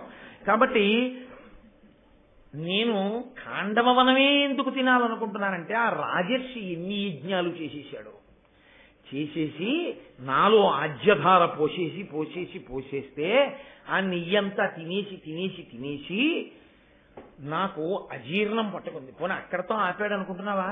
100 సంవత్సరముల సత్రయాగం చేస్తాను, మీరు అలాగే ఉందురు దీక్షలో అన్నాడు ఆ వచ్చిన ఋత్వికుల్ని. వాడు లేచి అన్నారు, నీకు బుద్ధి లేదయా, ఇదెక్కడ యజ్ఞాల పిచ్చి, ఎన్నాళ్ళయింది మేము మా కుటుంబాలు వదిలేసి. దీక్షితుడికి కొన్ని నియమాలు ఉంటాయి. యజ్ఞ దీక్ష తీసుకుంటే ఊరు లోపలికి వెళ్ళకూడదు. యజ్ఞ దీక్ష తీసుకున్నారనుకోండి, అదేంటి రామరావుపేటలో మా వాళ్ళు ఉన్నారంటే ఒకసారి వెళ్ళొస్తానని వెళ్ళకూడదు, దీక్షాభంగం అయిపోతుంది. అంటే ఉన్న మాట చెప్పాలి కాబట్టి చెప్తున్నాను. దీక్షావస్త్రం తీసుకుంటే దీక్ష విడిచిపెట్టేసేంత వరకు ఊరు లోపలికి వెళ్ళకూడదు. అందుకే అర్జునుడి బభ్రువాహనుడు, రావయ్య మా అంతఃపురంలో కంటే కొడుకు, నేను దీక్షలో ఉన్నానయ్యా, నేను రాకూడదని వెళ్ళిపోయాడు ఆయన. దీక్షానియమమే. ఊళ్ళో బంధువులున్నా సరే ఊరు లోపలికి వెళ్ళకూడదు. దీక్ష ఎక్కడ తీసుకున్నాడో వాళ్ళు ఎక్కడ విడిదిచ్చారో అక్కడే ఉండాలంతే. దీక్ష అయిపోయాం. నేను ఇంకో చోటి కాసేపు అలా వెళ్ళొచ్చేస్తానండి ఒకసారి అడగనకూడదు, వాళ్ళు అలా వెళ్ళమని అననకూడదు. ఆ పాపం ఈవికి వస్తుంది, ఈ విన్నట్టు ఉండాలంతే. కాబట్టి ఆయన ఏం చేశాడంటే, మరి దీక్ష తీసుకున్న వాళ్ళు కదండి చేస్తారు యజ్ఞం. వీళ్ళప్పటికి ఎన్ని యజ్ఞాలు, పెళ్ళం పిల్లల్ని వదిలేసి పాపం వీళ్ళు ఇక్కడ కూర్చుని చేయిస్తూనే ఉన్నారు. పోన్లే బ్రాహ్మణం కదా, చెయ్యకపోతే ఎలాగాని అన్నాడు. 100 సంవత్సరముల సత్రయాగం కూడా చేసేద్దాం, ఇది పూర్ణాహుతి అయిపోయింది కదా అన్నాడు వెంటనే. అంటే వాళ్ళు అన్నారు, నీకు నమస్కారం నాయన, నువ్వు క్షత్రియుడివి, మేము బ్రాహ్మణులం అయినా నీకున్నటువంటి ఈ యజ్ఞాల పిచ్చి అయ్య బాబో చాలా గొప్పది, ఇలా ఎవరు ఉండరు, మేం చేయలేము, మేమే కాదు ఎవడూ రాడు నీకు యాజ్ఞికం చేయడానికి, ఎవ్వడూ కూర్చోడు నీ దగ్గర. నువ్వు ఒక పని చెయ్యి, నీకు చెయ్యాలంటే విసుగు లేకుండా 100 ఏళ్ళు నువ్వు పోసేసే అగ్నిహోత్రం, నువ్వు చేసేసేటటువంటి హవిస్సు, నీకున్న సరదా తీరిపోవాలంటే పరమశివుణ్ణి పిలుచుకురా. ఆయనకు ఒకటికే బాసుని పెట్టేసి కూర్చుంటే మళ్లీ పైకి లేవని అలవాటు ఉంది. ఎందుకంటే ఇలా కూర్చున్నాడు అనుకోండి, ధవలవర్షం ఇందోర్మండలే సన్నివిష్టం భుజగ వలయహారం భస్మ దిగ్ధాంగమీశం మృగయ పరశు పాణించారు చంద్రార్థమౌళిం హృదయ కమల మధ్యే సంతతం చింతయామి. ఇప్పుడు సంటి పిల్లాళ్ళ ఇలా కూర్చుని ఆపాతాళ నభస్థలంత భవన బ్రహ్మాండమా విస్ఫుర జ్యోతిస్పాటిక లింగమౌళి విలసత్పూర్ణిందువంతామృతై, ఆ పైన ఉన్న చంద్రవంక కరిగి అమృతం పడుతుంటే తన మించి కింది 2 చేతులతో చెంబులతో పట్టుకుని అవి పైకెత్తి మళ్ళీ తన మీద పోసుకుంటూ ఉంటాడు. అలాగే ఉంటాడు కూర్చొని తనలో తాను రమిస్తూ. ఆయనైతే చక్కగా వచ్చి కూర్చుని అబ్బో 100 ఏళ్ళు 2 ఏళ్ళైనా చేయిస్తాడు. అందుకని ఆయన దగ్గరికి వెళ్ళాను. అంటే ఈయన అలాంటి బ్రాహ్మణుడు దొరికితే ఇంత చెయ్యొచ్చో చక్కగా యాగాలని వెళ్ళిపోయాడు కైలాసానికి. వెళ్ళిపోయి శివదర్శనం అవద్దు 12 ఏళ్ళు తపస్సు చేశాడు ఆయన కోసం. 12 ఏళ్ళు తపస్సు చేస్తే పరమేశ్వరుడు ప్రత్యక్షమయ్యాడు. ఏం కావాలన్నాడు. నేను చావకుండా ఉండాలన్నవాడు ఉన్నాడు, లోకంలో ఏమైనా వరాలు అడిగిన వాడు ఉన్నాడు. ఈయనేమడిగాడో తెలుసా అండి, స్వామి ఎవరినన్నా యజ్ఞం చేయించమని అడిగితే బ్రాహ్మణులు నీకు మేము చేయించమని వెళ్ళిపోతున్నారు, నా మీద కోపం కాదు, నేను అన్ని సంవత్సరాలు చేస్తాను బాబు, మీకు మేము చేయలేమండి అని వెళ్ళిపోతున్నారు, 100 సంవత్సరాల సత్రయాగం ఒకటి చేసుకుందాం అనుకుంటున్నాను, నాకు నచ్చితే ఇంకా దాన్ని పెంచుతాను కూడా, కాబట్టి ఇతర బ్రాహ్మణులు కూర్చోలేమంటున్నారు, మీరు వచ్చి అగ్నికంలో కూర్చుందరు, మీరు వచ్చి కూర్చుని పీటల మీద నాకు చేయించి పెట్టండి అన్నాడు. అంటే పరమేశ్వరుడు అన్నాడు, ఇదేమిట్రా నేను నీకు యాజ్ఞికం చేసి యజ్ఞం చేయించిన యజ్ఞఫలప్రదాతని పరబ్రహ్మాన్ని నేనే మంత్రం చదవడం ఏమిటి? పైగా పరమశివుడు అసలు నిజానికి మంత్రం చదవలేడేమో అని నాకు అనుమానం. అదేమిటండి అలా అన్నారు అంటారేమో. నాకేం పరమశివుడు యొక్క సర్వజ్ఞతని ప్రశ్నించేంత ధూర్తుణ్ణి నేను కాను. శివుడంటే ఎవరో తెలుసా అండి, తనలో తాను రమిస్తూ మౌనంగా ఉండేవాడు. ఆయన బహిర్ముఖుడు అవడు అసలు. కాబట్టి ఆయన 100 ఏళ్ళు మంత్రాలు చదివితే అక్కడ కూర్చుంటాడు, ఆయన తనలో తాను రమిస్తాడు. ఆయన ఏదో మంత్రం చెప్పి ఆహాహా తనలో తాను రమిస్తూ ఉండిపోయాడు అనుకోండి, నా అవిష్టట్టుకుని చంద్రశేఖర భారతీ స్వామి గారి అభిషేకంలో అలా ఉండిపోవాలి. అందుకని నేను బాగుండదులేవా అలా కూర్చోవడానికి, కానీ నీకు నేను ఒక మాట చెప్తాను చెయ్యి. ఋత్విజుడు అంటారు. ఋత్విజుడు అంటే కూర్చునేటటువంటి వ్యక్తి, కూర్చుని ఆ యజ్ఞం చేయిస్తాడు. నువ్వు 12 సంవత్సరములు అగ్నిని ఆరాధించు, నీకు దొరుకుతాడు అంటే ఆయన మళ్ళీ పాపం కూర్చుని ఆరాధన చేశాడు. చేస్తే పరమశివుడు ప్రసన్నుడై దుర్వాసో మహర్షిని పిలిచాడు. దూర్వాసుడు అంటుంటారు, దుర్వాసుడు కాడు, దుర్వాసో మహర్షి. దుర్వాసో మహర్షిని పిలిచి పరమశివాంశ, ఆయన కూడా రుద్రతేజస్సు, ఆయన అన్నాడు, ఇతను 100 ఏళ్ళు సత్రయాగం చేస్తాట, నువ్వు ఋత్విజుడిగా కూర్చుండు అన్నాడు. ఆయన ఋత్విజుడిగా కూర్చుంటే ఎవరు చేయాలి. ఎందుకో తెలుసా అండి, స్వాహ అనేటప్పటికీ నెయ్యి లేదనుకోండి, లేచి చెంబులో నీళ్లు మీ మీద వంపి శపించి వెళ్ళిపోతాడు. ఆయన్ని సేవించినందుకే కుంతీదేవికి వరం ఇస్తే భారతం అంతా నడిచింది, కర్ణుడు పుట్టి. కాబట్టి ఆయన ప్రసన్నుడైనా అలాగే ఉంటుంది, అప్రసన్నుడైనా అలాగే ఉంటుంది. కానీ ఈయనకి ఎంత శ్రద్ధో తెలుసా అండి, ఎంత సంతోషమో అసలు అలా కూర్చోడం అంటే. అది జీవితంలో ఒక సౌభాగ్యం. అలా యజ్ఞం చేయడం, అలా హవిస్సివ్వడం, అలా జపం చేయడం, అలా కూర్చోవడం, అలా దీక్షా స్వీకారం చేయడం. నేను ఇన్ని వాజపేయములు చేశాను, ఇన్ని సోమయజ్ఞాలు చేశాను, ఇన్ని ఏదో అగ్నిష్టోమములు చేశాను అని 400 యజ్ఞములు వేదం చెప్పిందని చెప్తున్నారు పెద్దలు. 400 యజ్ఞములు చెప్పింది అని. కాబట్టి అది చేయడంలో అనురక్తి ఉండడం చాలా గొప్ప విషయం, అది సామాన్యం కాదు. సుబ్రహ్మణ్య శర్మ గారి మొహం చూడండి, పొద్దున్న నుంచి ఆ రామం గారిని ఎంత సంతోషపడిపోతున్నారు. అలా ఉండాలి యజ్ఞం చేసే బ్రాహ్మణులు అంటే. అంతేగాని దిగులుగా వీడోడు 3 అంటే 3కి వచ్చేస్తాడు, ఇక్కడే కూర్చుంటాడు నెత్తి మీద ఎక్కి కూర్చుని, ఇది ఎక్కడ ప్రారంభం ఇక్కడ ఒప్పుకున్నాం అని కాదు. ఎంత సంతోషం, యాగశాలే వాళ్ళు ఇల్లన్నంత పొంగిపోతున్నారు వాళ్ళు. అటువంటి బ్రాహ్మణులు దొరకద్దండి, అదో భాగ్య విశేషం. అది అయ్యప్ప స్వామి అనుగ్రహం అంటే. కాబట్టి దుర్వాసో మహర్షి కూర్చుని చేయిస్తానంటే పరమ సంతోషాన్ని కూర్చుని చేశాడండి. 100 ఏళ్ళు చేశాడు. 100 సంవత్సరములు చేసినప్పుడయ్యా ఆయన మంత్రము అలాగే చదివాడు, ఈయన సంతోషంతో నెయ్యి అలాగే పోశాడు. 100 ఏళ్ళు తాగాను నెయ్యి. 100 సంవత్సరములు ఎడతెరిపి లేకుండా నెయ్యి తాగేసి, అంతకుముందు యజ్ఞాల్లో తాగేసి, ప్రపంచం అంతా పెట్టింది ఒక ఎత్తు, ఒక్క శ్వేతకి నాకు పెట్టింది నెయ్యి ఒక ఎత్తు. ఆ నెయ్యి తిన్నందుకు గాను అజీర్ణం పట్టుకుంది, కాంతి క్షీణించిపోయింది. క్షీణించిపోతే నేను బ్రహ్మగారి దగ్గరికి వెళ్ళాను. ఆయన అసలు లోకానికంతటికి మొట్టమొదటి కన్సల్టెంట్ ఫిజీషియన్. రాక్షసులకు ఇబ్బంది వచ్చినా ఆయన దగ్గరికి వెడతారు, దేవతలకు ఇబ్బంది వచ్చినా ముందు ఆయన దగ్గరికే వెడతారు, అగ్నిహోత్రుడికి ఇబ్బంది వచ్చినా ఆయన దగ్గరికే వెడతారు. కాబట్టి బ్రహ్మగారి దగ్గరికి వెళ్ళాయా, శ్వేతకి చేసినటువంటి యజ్ఞంలో ఇంత నెయ్యి తినేశాను, అజీర్ణంగా ఉంది, మళ్ళీ యజ్ఞయాగాదుల్లో మళ్ళీ నెయ్యి పోస్తే పుచ్చుకోలేకపోతున్నానంటే చాలా ఇబ్బందిగా ఉంటుంది, దీనికి ఏదైనా విరుగుడు చెప్దురు అన్నాడే. మామూలు మనిషి అయితే ఓ మూలిక నవలరా అనొచ్చు, ఆయన అగ్నిహోత్రుడు, తిన్నదంతా నెయ్యి, అది విరగాలంటే ఆయన అన్నాడు, బోలెడన్ని ఔషధులు ఉన్నాయి ఖాండవ వనంలో, అది తిని ఆ వనం అంతా తినేస్తే నీ అజీర్ణం పోతుంది అని ఆయన అన్నాడు. ఈ వ్యాధి ఒంట తీరదు, దివ్యౌషధయుక్తమైన దివిజవనంబున్ హవ్యాసన భక్షింపు మహావ్యాధి శమంబు దాన నగునీకనినన్. ఈ మహావ్యాధి తగ్గాలంటే అదిగో ఇంద్రుడు రక్షించే ఆ ఖాండభవనాన్ని తినేసేయి అన్నాడు.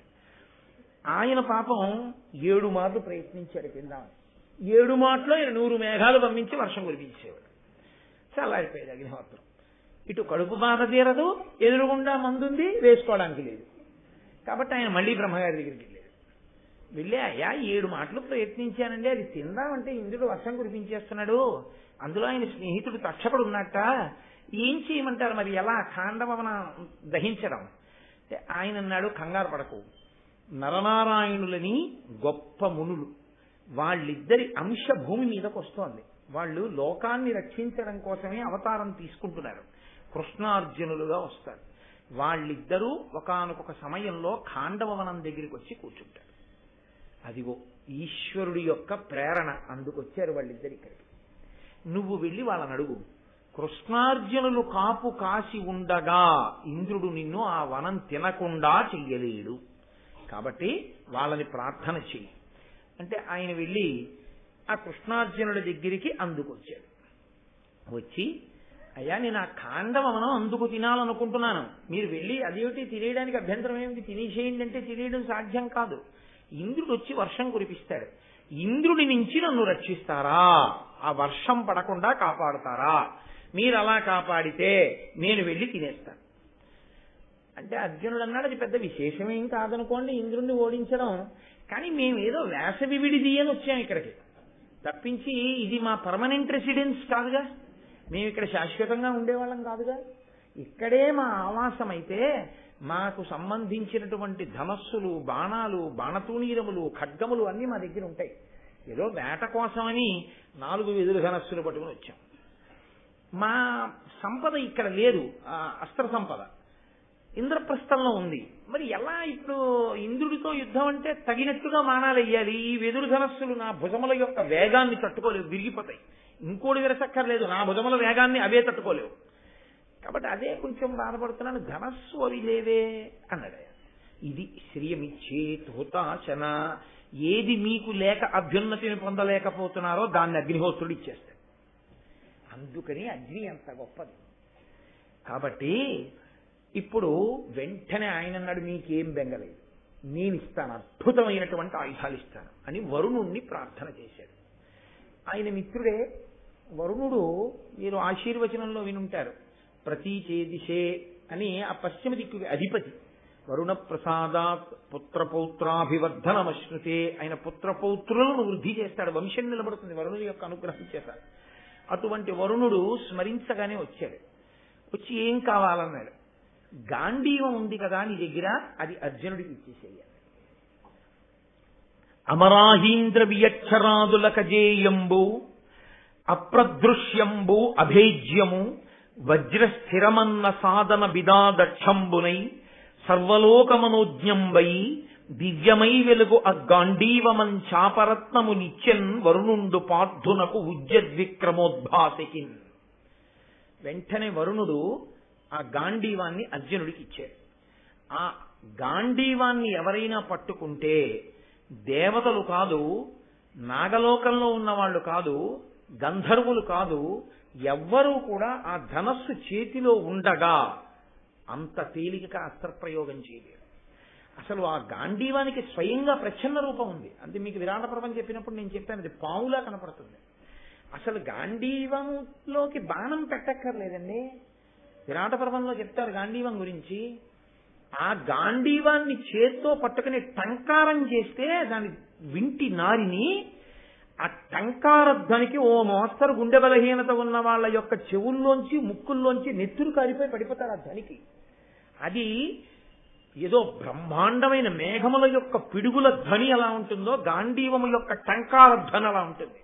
అందుకే గాంధీవం అంటే అందరూ పట్టుకునేది కాదు అసలు. అది అటువంటి దివ్యమైనటువంటి ధనస్సు, అది పట్టుకోవడమే అంత గొప్ప.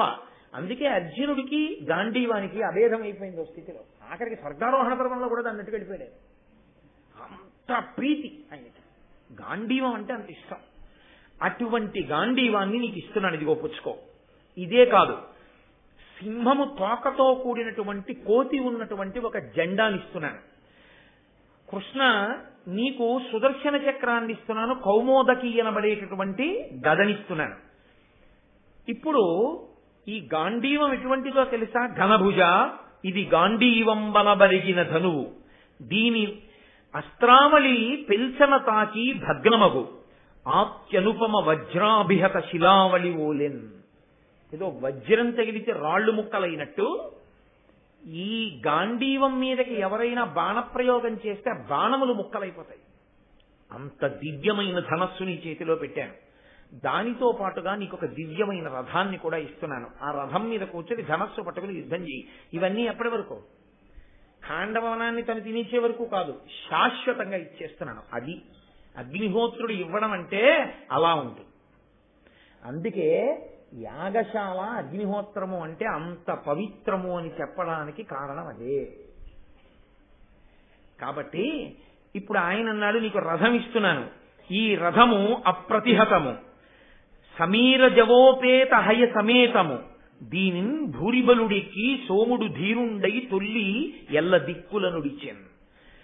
గాలి ఎంత వేగంగా వెళ్ళిపోతుందో ఈ రథం అంత వేగంగా వెళ్ళిపోతుంది. అప్రతిహతము, దీన్నెవ్వరూ పడగొట్టలేరు. ఇటువంటి రథం ఎక్కే పూర్వకాలంలో సోముడు దిక్కులన్నిటినీ గెలిచాడు. అటువంటి రథాన్ని నీకు ఇస్తున్నాను అర్జున. ఇవి వచ్చాయి కాబట్టే కురుక్షేత్ర సంగ్రామంలో అటువంటి యుద్ధం చెయ్యగలిగాడు అర్జునుడు. ఇది అగ్నిహోత్రుడి కోసం వస్తున్నాయా, అర్జునుడి క్షేమం కోసం వస్తున్నాయా, పాండవుల క్షేమం కోసం వస్తున్నాయా? అగ్నిహోత్రుడు ఖాండవనం తినడం అనేటటువంటిది యథార్థమనకు ఒక విష. అది బ్రహ్మగారి పిలిచి ఇంద్రుడికి చెప్పచ్చు. తక్షకుండా ఎక్కడికో బొమ్మనాయన తినాలి తప్పదని కాదు. ఆ కృష్ణార్జునులకు ఇటువంటి ఆయుధములు నిప్పించాలి. అందుకని కడుపు నిప్పితో కూడా అన్నాళ్ళు అలాగే ఉంచాడు. అగ్నిహోత్రుని యొక్క అనుగ్రహం అంటే అలా ఉంటుంది. అదే సుదర్శన చక్రాన్ని నువ్వు చేతితో పట్టుకుని ఎప్పుడైనా నువ్వు దీన్ని నీ రిపుల త్రియామాచరుల అంటే మూడవ యామమునందు చెరించేవారు, చీకట్లో తిరిగేవాళ్ళు రాక్షసులు. ఆ రాక్షసులు విష్ణువుకి శత్రువులు. ఎందుకంటే ఈయన ధర్మాన్ని నిలబెడదాం అనుకుంటారు, వాళ్ళు ధర్మాన్ని పాడు చేద్దాం అనుకుంటారు. అంతకన్నా శత్రుత్వం ఉండవు. కాబట్టి నువ్వు ఈ చక్రాన్ని ప్రయోగిస్తే దీని శక్తి ఏమిటో తెలుసా? ఎదుటివాడి కుత్తుక కోసేసి మళ్ళీ వచ్చి నీ వేలికి తనే వచ్చి నిలబడిపోతుంది. అంత గొప్ప ఆయుధాన్ని, ఈ చక్రాన్ని నీకు ఇస్తున్నాను. కాబట్టి నువ్వు ఈ చక్రాన్ని తీసుకో. దీనితో పాటు కౌమోదకి అనబడేటటువంటి గదిస్తున్నాను. ఇప్పటికీ మనం వాటినే స్తోత్రం చేస్తాం. అరినలిన గదా శంఖ పాణిర్ముకుంద భూ పాదౌ యస్య నాభిః వీరసుర నిలచంద్ర సూర్యౌ చ నేత్రే అని విష్ణు సహస్రం చదివే ముందు పీఠికలో చదవట్లా. కాబట్టి నీకు చక్రం ఇస్తున్నాను. కాబట్టి ఇప్పుడు ఇంకా మీరు కాపాడగలరా? ఇంద్రుడు వస్తే ఇప్పుడు మీకు ఆయుధములు ఉన్నట్టేనా? అయ్య బాబోయ్, ఆయుధాలా? పొంగిపోతుంటే మేము నీ ఇష్టం తిని భగ్గుమని మండిపో. మామూలుగా వద్దు, భగ్గుమని మండి తినేసి ఎవడడ్డొస్తాడో మేము చూస్తాం. పూర్వం జంకుతూ ఏదో చిన్ని మంటల రూపంలో వెళ్ళేవాడు ఖాండవనంలోకి. ఇప్పుడు కృష్ణార్జునులు ఉన్నారు. పెడిలి సువర్ణ పర్వతము పెక్కు తెరంగుల వ్రయ్యునట్టులప్పుడు వివిధ ప్రకారముల భూరిసి కావలి కాండవంబు నల్లడుగడు పర్వగా పెరిగి కల్పదొడంగె హుతాశనుండు ఏర్పడగ వనంబులోని మృగపక్షి భుజంగమ భూత సంఘములు. ఎలాగ కాల్చేశాడంటేట ఇంకా ఉత్తర క్షణంలో మేరు పర్వతం యొక్క శిఖరములు పెద్దగా బరద్దలైపోతే ఎలా ఉంటుందో అలా ఒక్కసారి ఖాండవనం అంతా అగ్నిహోత్రం అంటుకుంది. అంటుకోవడం ఏమిటి? మొట్టమొదట అందులో ఉండేటటువంటి జంతువులన్నీ పరిగెత్తబోయాయి. కానీ ఎక్కడికని పరిగెడతాయి? అగ్నిహోత్రంలో అవన్నీ కాలిపోయాయి. దాంతో వికృతమైనటువంటి క్రూర మృగముల యొక్క ధనులు, చెట్ల మీద ఉన్న పక్షులు పైకి ఎగరబోయాయి. అగ్నిహోత్రం కింద పరిగెత్తేవాడినే కాదు, అసలు అగ్నిహోత్రం యొక్క శక్తి ఎక్కడో తెలుసా అండి?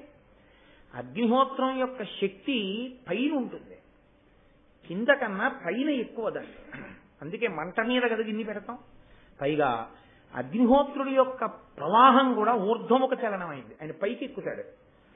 నీరు అధోముఖ చలనం కిందకి ఎడుతుంది. మీరు అందుకే అగరవత్తుని ఇలా పెట్టండి, నిధనం అవుతుంది. అగరవత్తు వెలిగించి ఇలా పెట్టండి, పైకి ఎక్కుతుంది. అగ్ని పైకి రేగుతాడు. అందుకని పైకి లేచింది అగ్నిహోత్రం. పైకి లేచేటప్పటికి పక్షులు చెట్ల మించి పైకి లేచిపోబోయి. ఆయన ఎక్కడికి పోతారని ఒక్కసారి పైకి లేచాడు. లేచేటప్పటికి జ్వాలలకి అవన్నీ కింద పడిపోయి కింద పడిపోయి కువ్వ కువ్వ కువ్వ కువ్వలాడుతూ పక్షుల ధ్వనులు, క్రూర మృగాల ధ్వనులు, ఈ ధ్వనులతో పక్షులన్నీ కాలిపోతున్నాయి. పెద్ద మంటలు, సెగలు, పొగలు, పెటిల్లు అన్న ధ్వనులు పేలిపోతున్నవి, రవ్వలతో పైకి రేగిపోతున్నాయి. ఖాండవనం అంతా కాలిపోతోంది. పచ్చిది ఎండిపోయి కాలిపోయింది, ఎండిపోయినట్టు కాలిపోతోంది. తన ప్రతాపం అంతా చూపించి గబగబా వేసేసుకుంటున్నాడు, మందు వేసేసుకున్నట్టు. చూడండి, ముందు తొందరగా ఇది వేసుకోండి, ముందు ప్రాణరక్షణ జరగాలి మీకు అన్నవాడు ఒక గంట వేసుకున్నాను లేదో చూసొద్దాం టీవీ అంటాడేంటి, ముందు గబుక్కుని వేసుకుంటాడు ఏ మంచినీళ్ళతో. అలా గబగబా కాల్చేస్తున్నాడు ఖాండవనాన్ని. ఈ కాల్చడంలో ఏమైందో తెలుసా అండి? హంసలు, కారండవములు, బెగ్గురు పక్షులు, జలపక్షులు, మీరు చదవాలి మహాభారతంలో. నిజంగా జలాశయములు ఉన్నాయి ఇక్కడ. ఈ జలాశయాల్లో కప్పలున్నాయి, చేపలున్నాయి, ఇవన్నీ ఉన్నాయి. ఇంత వేడొచ్చేటప్పటికీ ఈ సరోవరములో ఉన్నటువంటి నీళ్లన్నీ గుబ్బ మరిగిపోయేటప్పటికి అందులో ఉన్నటువంటి జలపక్షులు, చేపలు, కప్పలు, ఎండ్రకాయలు, తాబేళ్లు ఉడికిపోయి ఉత్తర క్షణంలో పైకి ఇలా నీటి మీదకి తేలిపోవడంలో ఏమైపోయిందంటే నీరు ఇంకిపోయింది, ఇది కాలిపోయి. ఇంత విచిత్రంగా కాలిపోతుంటే ఉత్తర క్షణంలో ఈయన కాల్చినంత వేగంగా ఇంద్రుడికి కబురు వెళ్ళదుగా. ఏమన్నా ఖాండవనం ఇంతలా కాలిపోతోంది అని ఇంద్రుడికి చెప్పాలండి. వాళ్ళ స్నేహితుడు ఉన్నాడు ఇందులో, తక్షకుడు అన్నవాడు వాడు ఉండాలిగా, ఎవడో వాడు వెళ్ళి చెప్పాలిగా. వెళ్ళి చెప్పారు ఇంద్రుడికి. అమ్మ బాబోయ్, అందులో నా స్నేహితుడు ఉన్నాడు తక్షకుడు, కాలిపోతాడేమో, వెళ్ళండి అని బ్రహ్మాండమైన మేఘాలని పంపించి వర్షధారలు కురిపించాడు. అగ్నిహోత్రుడు అన్నాడు, అర్జున, కృష్ణ, వర్షపు ధారలు ఎన్ని మేఘాలు వచ్చేసాయో కురిసేస్తున్నాయి అన్నాడు. మీరేం భయపడకండి, అలా భోజనం చేయండి అన్నారు వాడు. అనేసి అర్జునుడు వెంటనే గాంధీవానికి సంధించి అక్షయ బాణతోణిరములలోంచి ఎప్పుడు వింటినారి లాగాడో, ఎప్పుడు సంధించాడో, ఎప్పుడు విడిచిపెట్టాడో తెలియదు. వర్షపు నీటి బిందువులు కూడా కింద పడడానికి వీలు లేని రీతిలో బాణ పరంజా కట్టేశాడు ఖాండవ వనం అంతా. అది కూడా ఇవాళ మనం ఇలా నీరు జారిపోయేటట్టు కట్టాం, ఖాండవ వనం బయట నీళ్లు పడేటట్టుగా కట్టాడు ఆ పరంజాని. పడినటువంటి నీళ్లన్నీ దాని నుంచి కిందకి వెళ్ళిపోతున్నాయి మేఘాలవి. కింద అగ్నిహోత్రం అద్భుతంగా కాలిపోతాం. ఇప్పుడు ప్రమాదం ఏమొచ్చిందో తెలుసా అండి? ఏమైనా అక్కడ ఇక్కడ మిగిలినవి ఏమైనా ఉంటే అవి ఎగిరిపోదామని పైకెడితే ఇంకా వెళ్ళడానికి వీలు లేకుండా పైనోటి అడ్డొచ్చింది లక్ష్యాలని. అలా అని కింద పడితే అగ్నిహోత్రుడు తినేస్తాడు. ఆయనకి ఎవ్వడూ తప్పించుకోవడానికి వీలు లేకుండా అన్నీ తినడానికి బాగా పనికొచ్చింది. కనపడ్డవన్నీ తినేస్తున్నాడు. చూశాడు ఆ ఇంద్రుడు, ఇలా కాదు అమ్మ బాబాయ్, కృష్ణార్జునులు రక్షిస్తున్నారు అగ్నిహోత్రుణ్ణి, కాబట్టి నా వేపున మీరందరూ రండని సుర, గరుడ, నాగ, సిద్ధ, గంధర్వ, యక్ష జాతులన్నిటినీ తీసుకుని వచ్చేశాడు. ఇంతమంది బాణప్రయోగం, ఒక్క కృష్ణార్జునులు ఒక పక్కన. ఇంతమంది వాళ్ళు వేసినటువంటి బాణ సమూహముల చేత చెల్లా చెదరైపోయి దిక్కులు పట్టి పారిపోయి ఇన్ని జాతులు. దేవతలందరూ వెళ్ళిపోయారండి అర్జునుడు ఇచ్చిన బాణాలకి. దేవతలు కాదు, ఈ సురలు, గంధర్వులు, నాగులు వీళ్ళందరూ దిక్కులు పట్టి పారిపోయారు కృష్ణార్జునుల యుద్ధానికి. ఆయనంతా తర్ఫీదిచ్చేశాడు గాంధీవంతోనూ చక్రంతో యుద్ధం చేయడం రేపు కురుక్షేత్రం కోసం అని. ఇప్పుడు ఇంత పెద్ద యుద్ధం జరుగుతుంటే అశరీరవాణి పైనుంచి పలికింది, ఏమయ్యా ఇంద్రా, నీకు ఇప్పటికైనా అర్థం కాలేదా? వాళ్ళిద్దరు ఎవరనుకుంటున్నావు? నరనారాయణులు. వాళ్ళు ఎదురుగుండా నిలబడి బాణప్రయోగం చేస్తుంటే నువ్వు వాళ్ళ నుంచి రక్షించగలవా ఖాండవవనాన్ని? అయిపోయింది, ఖాండవవనం కాలేపోయింది చాలా మటుకు. ఊరుకో ఇప్పటికైనా. నువ్వు ఎందుకు ఇంత కష్టపడుతున్నావు? నీ స్నేహితుడైనటువంటి వాడు తక్షకుడు ఉన్నాడని కదూ, ఆ తక్షకుడు అగ్నిహోత్రుడు వస్తున్నాడు, కృష్ణార్జునులు అభయం ఇచ్చారని తెలియగానే ఇది విడిచిపెట్టి పారిపోయి కురుక్షేత్రంలో దాక్కున్నాడు. ఉండిపోయిన వాడు ఎవరంటే తక్షకుడి కొడుకు అశ్వసేనుడు ఉండిపోయాడు. తక్షకుడి భార్య ఉండిపోయింది, అశ్వసేనుడి తల్లి. అగ్నిహోత్రుడు కాల్చేస్తుంటే తల్లి పారిపోలేకపోతే అశ్వసేనుడు పైకి ఎగిరిపోతూ, అమ్మా నా తోక కరిచి పట్టుకో, తీసుకుపోతానన్నాడు. తోక కరిచి పట్టుకుంది తక్షకుడి భార్య. అశ్వసేనుడు పైకి వెళ్ళిపోతున్నాడు. చూశాడు అర్జునుడు, ఆహా నా నుండి ఇలా తప్పుకుంటావా అని ఒక బాణం చేత ఆ అశ్వసేనుడి తోక కొట్టేశాడు. తోక తెగిపోయి తక్షకుడి భార్య అగ్నిహోత్రంలో పడిపోయి కాలిపోయింది. ఇంకొక బాణం తీసి అశ్వసేనుడిని కొడుతున్నాడు. అమ్మ బాబోయ్, రేపు స్నేహితుడు వచ్చి నా కొడుకుని రక్షించలేదంటాడేమో, ఇప్పటికే అతని భార్య చచ్చిపోయిందని మోహిని అనబడేటటువంటి విద్యని ప్రయోగించాడు ఇంద్రుడు. ప్రయోగించడంలో ఒక్క క్షణం బాణప్రయోగం చేయడంలో తత్తరపడ్డాడు అర్జునుడు. ఒక్క క్షణం ఆ మోహిని విద్యకి, అంతే. ఈలోగా కురుక్షేత్రానికి పారిపోయాడు అశ్వసేనుడు కూడా. కాబట్టి తక్షకుణ్ణి అశ్వసేనుణ్ణి రక్షించుకోగలిగాడు ఇంద్రుడు, కానీ తక్షకుడి భార్య మాత్రం అందులో కాలిపోయింది.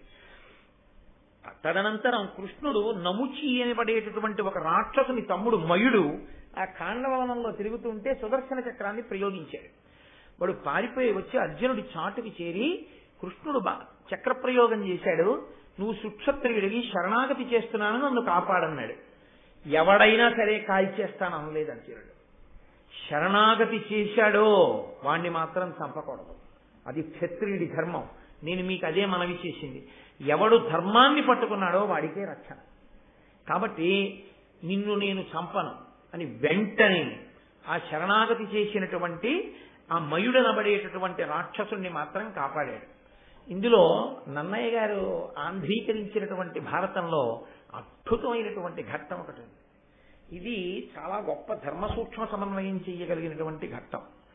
చాలా గొప్ప విషయాన్ని గృహస్థాశ్రమంలో ఉన్న వాళ్ళకి నేర్పుతూ ఉంటుంది. అది మందపాలుడు అని ఒక రాజుగారు, ఆయన ఒక 1000 దేవతా సంవత్సరముల పాటు తపస్సు చేశాడు. చేసి అది కూడా బ్రహ్మచర్యంతో తపస్సు చేసి ఆయన తిన్నగా ఊర్ధ్వలోకాలకు వెళ్ళిపోయాడు. వెళ్ళిపోతే ఆయన్ని చూసి వెంటనే ద్వారాలు మూసేసేయండి అన్నాడు. లోపలికి రావడం కాదు, ద్వారం మూసి ద్వారం కనపడకుండా వెనక్కి పంపించండి అన్నాడు. ఆయన అన్నాడు, నేను 1000 దేవతా సంవత్సరములు తపస్సు చేశాను, నేను అసలు ఎందుకు రాకూడదు ఈ ఊర్ధ్వలోకాల్లోకి అన్నాడు. నువ్వు బ్రహ్మచర్యంతో ఉండిపోయి తపస్సు చేశావు. సన్యాసమన్నా తీసుకోవాలి, గృహస్థాశ్రమంలో కన్నా వెళ్ళాలి. బ్రహ్మచారిగానే మిగిలిపోయి చాలా చేసినా వాళ్ళకి ఊర్ధ్వలోకముల యొక్క ద్వార దర్శనం కూడా ఇవ్వు. నీకు పితృరుణం తీరలేదు, నువ్వు సంతానాన్ని కనాలి. పిచ్చి పిచ్చి వేషాలేసి ఏదో వేదాంతం వంటబట్టిందని పెళ్లి చేసుకోమనే వాళ్ళకి వాత. నన్నయ్య గారి భారతంలో ఈ ఘట్టం. నువ్వంటూ తరించాలంటే పితృరుణం తీరితేనే. బ్రహ్మచారిగా నువ్వు ఉండిపోతే జరత్కారోపాఖ్యానం విన్నారుగా, పైతరాల వాళ్ళని కూడా కిందకి దింపేస్తారు. కిందకి దింపేసి ఒంటి వేరుతో వెలవాడుతున్న గడ్డి దుబ్బుల చేత పట్టించి వేర్లు ఎలక రూపంలో యమధర్మరాజు గారు కొడికి కింద వారేస్తాడు హీనలోకాల్లోకి. మీరు విన్నారు జరత్కారోపాఖ్యానంలో.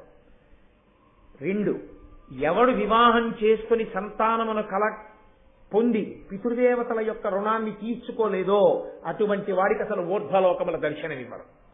కాబట్టి నువ్వు ఎంత తపస్సు చేస్తే ఎవడకు కావాలి, నువ్వు బ్రహ్మచారిగా ఉండిపోయావు, పో వెనక్కి. ఆయన గబగబా వెనక్కి వచ్చి, నేను ఇప్పుడు సంతానాన్ని పొందితే తొందరగా వెళ్ళిపోవచ్చు. తొందరగా సంతానాన్ని పొందడం మాంసపిండానికి సాధ్యం అవుతుంది. అంటే పక్షికి తొందరగా సంతానాన్ని కంటుంది. పక్షి గుడ్డి పెట్టి పొదిగితే పిల్లయిపోతుంది. కాబట్టి నేను పక్షినైపోతే, ఒక ఆడపక్షితో సంభోగిస్తే నాకు సంతానం కలుగుతుంది. సంతానం కలిగితే ఊర్ధ్వలోక ప్రాప్తి. నాకు శక్తి ఉంది కాబట్టి పక్షినైపోతాను అని తాను ఒక లావుక పక్షిగా మారి ఒక ఆడలావుక పక్షి, జరిత దాని పేరు, ఆ జరిత అన్న పక్షితో కూడితే ఆయనకి 9 కొడుకులు పుట్టారు. తండ్రి మహాబ్రహ్మజ్ఞాని కదండి.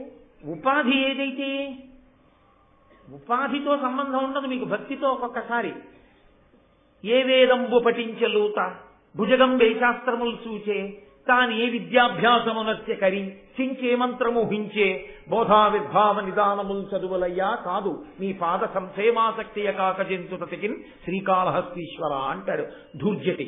పాము, ఏనుగు, సాలెపురుగు ఇవి కాళహస్తీశ్వరుణ్ణి ఆరాధించి మోక్షాన్ని పొందలేదా? ఉపాధి ఏదైతే ఎవరికి కావాలి. మనుష్యుడిగా పుట్టావు, ఒక్క పూట సంధ్యావందనం చేయవు, ఒక్క యాగం చేయవు, యాగశాలకు ప్రదక్షిణం చేయవు, దేవాలయంలోకి రావు, ఒక్కసారి నామని చెప్పావు, ఎవరికి కావాలి మనుష్యోపాధి? అందుకొకటి శంకరాచార్యులు వారు శివానందలారి చేస్తే నరత్వం దేవత్వం నగవన మృగత్వం మశకత పశుత్వం కీటత్వం భవత విహగత్వాది జననం సదాత్పాదాబ్జ స్మరణ పరమానందలహరి విహారాసక్తం ఏ ధృతయమిహ కింతేన వపుష. ఈ శరీరం ఇమ్మని నేను అడగను, కొండ చెయ్యి, ఇబ్బంది ఏమిటి? నగవన మృగత్వం, ఏది చేసినా నాకు పర్వాలేదు. సదాత్పాదాబ్జ స్మరణ పరమానందలహరి విహారాసక్తం, నీ పాదములను నిరంతరము స్మరించడము యందు గొప్ప ఆనందాన్ని పొందాలి. అంబుజోదర దివ్య పాదారవింద చింతనామృత పాన విశేష మత్త చిత్తమేరీతి ఇతర విషయంబు చెరనేర్చు వినుత గుణశీల మాటలు వేయునేలా అంటారు ప్రహ్లాదుడు. ఆ మందార మకరంద పానము చేత మచ్చెక్కిపోయిన హృదయానికి ఇతర విషయాలు ఎందుకయ్యా తండ్రి, నాకు అక్కర్లేదన్నాడు. కాబట్టి ఉపాధితో సంబంధం ఉంది. కొండగా పుట్టింది భద్రాచలం, అయితేనే అవతారాన్ని విడిచిపెట్టేసినటువంటి రామచంద్రమూర్తిని మళ్లీ తీసుకొచ్చి కూర్చోబెట్టింది. ఆయన మరిచిపోయిన ఆయుధాలు ఎలా పట్టుకోవాలో కానీ తీసుకొచ్చి కూర్చోబెట్టింది. వామాంక స్థిత జానకీ పరిరసత్కోదండ దండంకరే చక్రం చోద్భకరేణ బాహుయుగలే శంఖం శరం దక్షిణే బిభ్రాణం జలజాతపత్రనయనం భద్రాద్రిముద్రిస్థితం కేయూరాది విభూషితం రఘుపతిం సౌమిత్రియుక్తం భజే అని శంకర భగవత్పాదులు స్తోత్రం చేశారు ఆ రామచంద్రమూర్తిని చూసి. అంత గొప్పగా తీసుకొచ్చింది ఒక కొండ, అంత గొప్పగా మోక్షం పొందింది కాళహస్తి క్షేత్రంలో. నరజన్మ ఎత్తి మాత్రం ఎంతమంది ఈశ్వర పదంలో అడుగులు వేయగలుగుతున్నారు? మనుష్య శరీరం ఒక్కటి ఉన్నంత మాత్రం చేత తరించిపోడు. మనుష్య శరీరాన్ని ఉపయోగించుకున్నవాడు తరిస్తాడు. గుడి బయట నుంచి ఉంటేనే ఆ ఆవు గొప్పది ఉపాధి చేత, గుడి లోపలికి వస్తేనే. లోపల వస్తువు మారనప్పుడు భేషజానికి పూజలు పనికొస్తే, భేషజానికి శరీరం పనికొస్తే, ఈశ్వరుడి ముందు అహంకార పరిత్యాగం చేసి వినయంతో తల వంచడం నీకు చేత కాకపోతే, ఇలా తలెత్తి గుండెల మీద చెయ్యేసుకు చూపించుకోవడానికి ఇది పనికొస్తే, తెచ్చినవన్నీ నీవే అన్న భ్రాంతి నీకుంటే, నీ అహంకారానికి అది ఆలవాలమైతే ఎవడకు కావాలా మనుష్య జన్మ? 2 పువ్వులు తెస్తావు, నే తెచ్చానంటావు.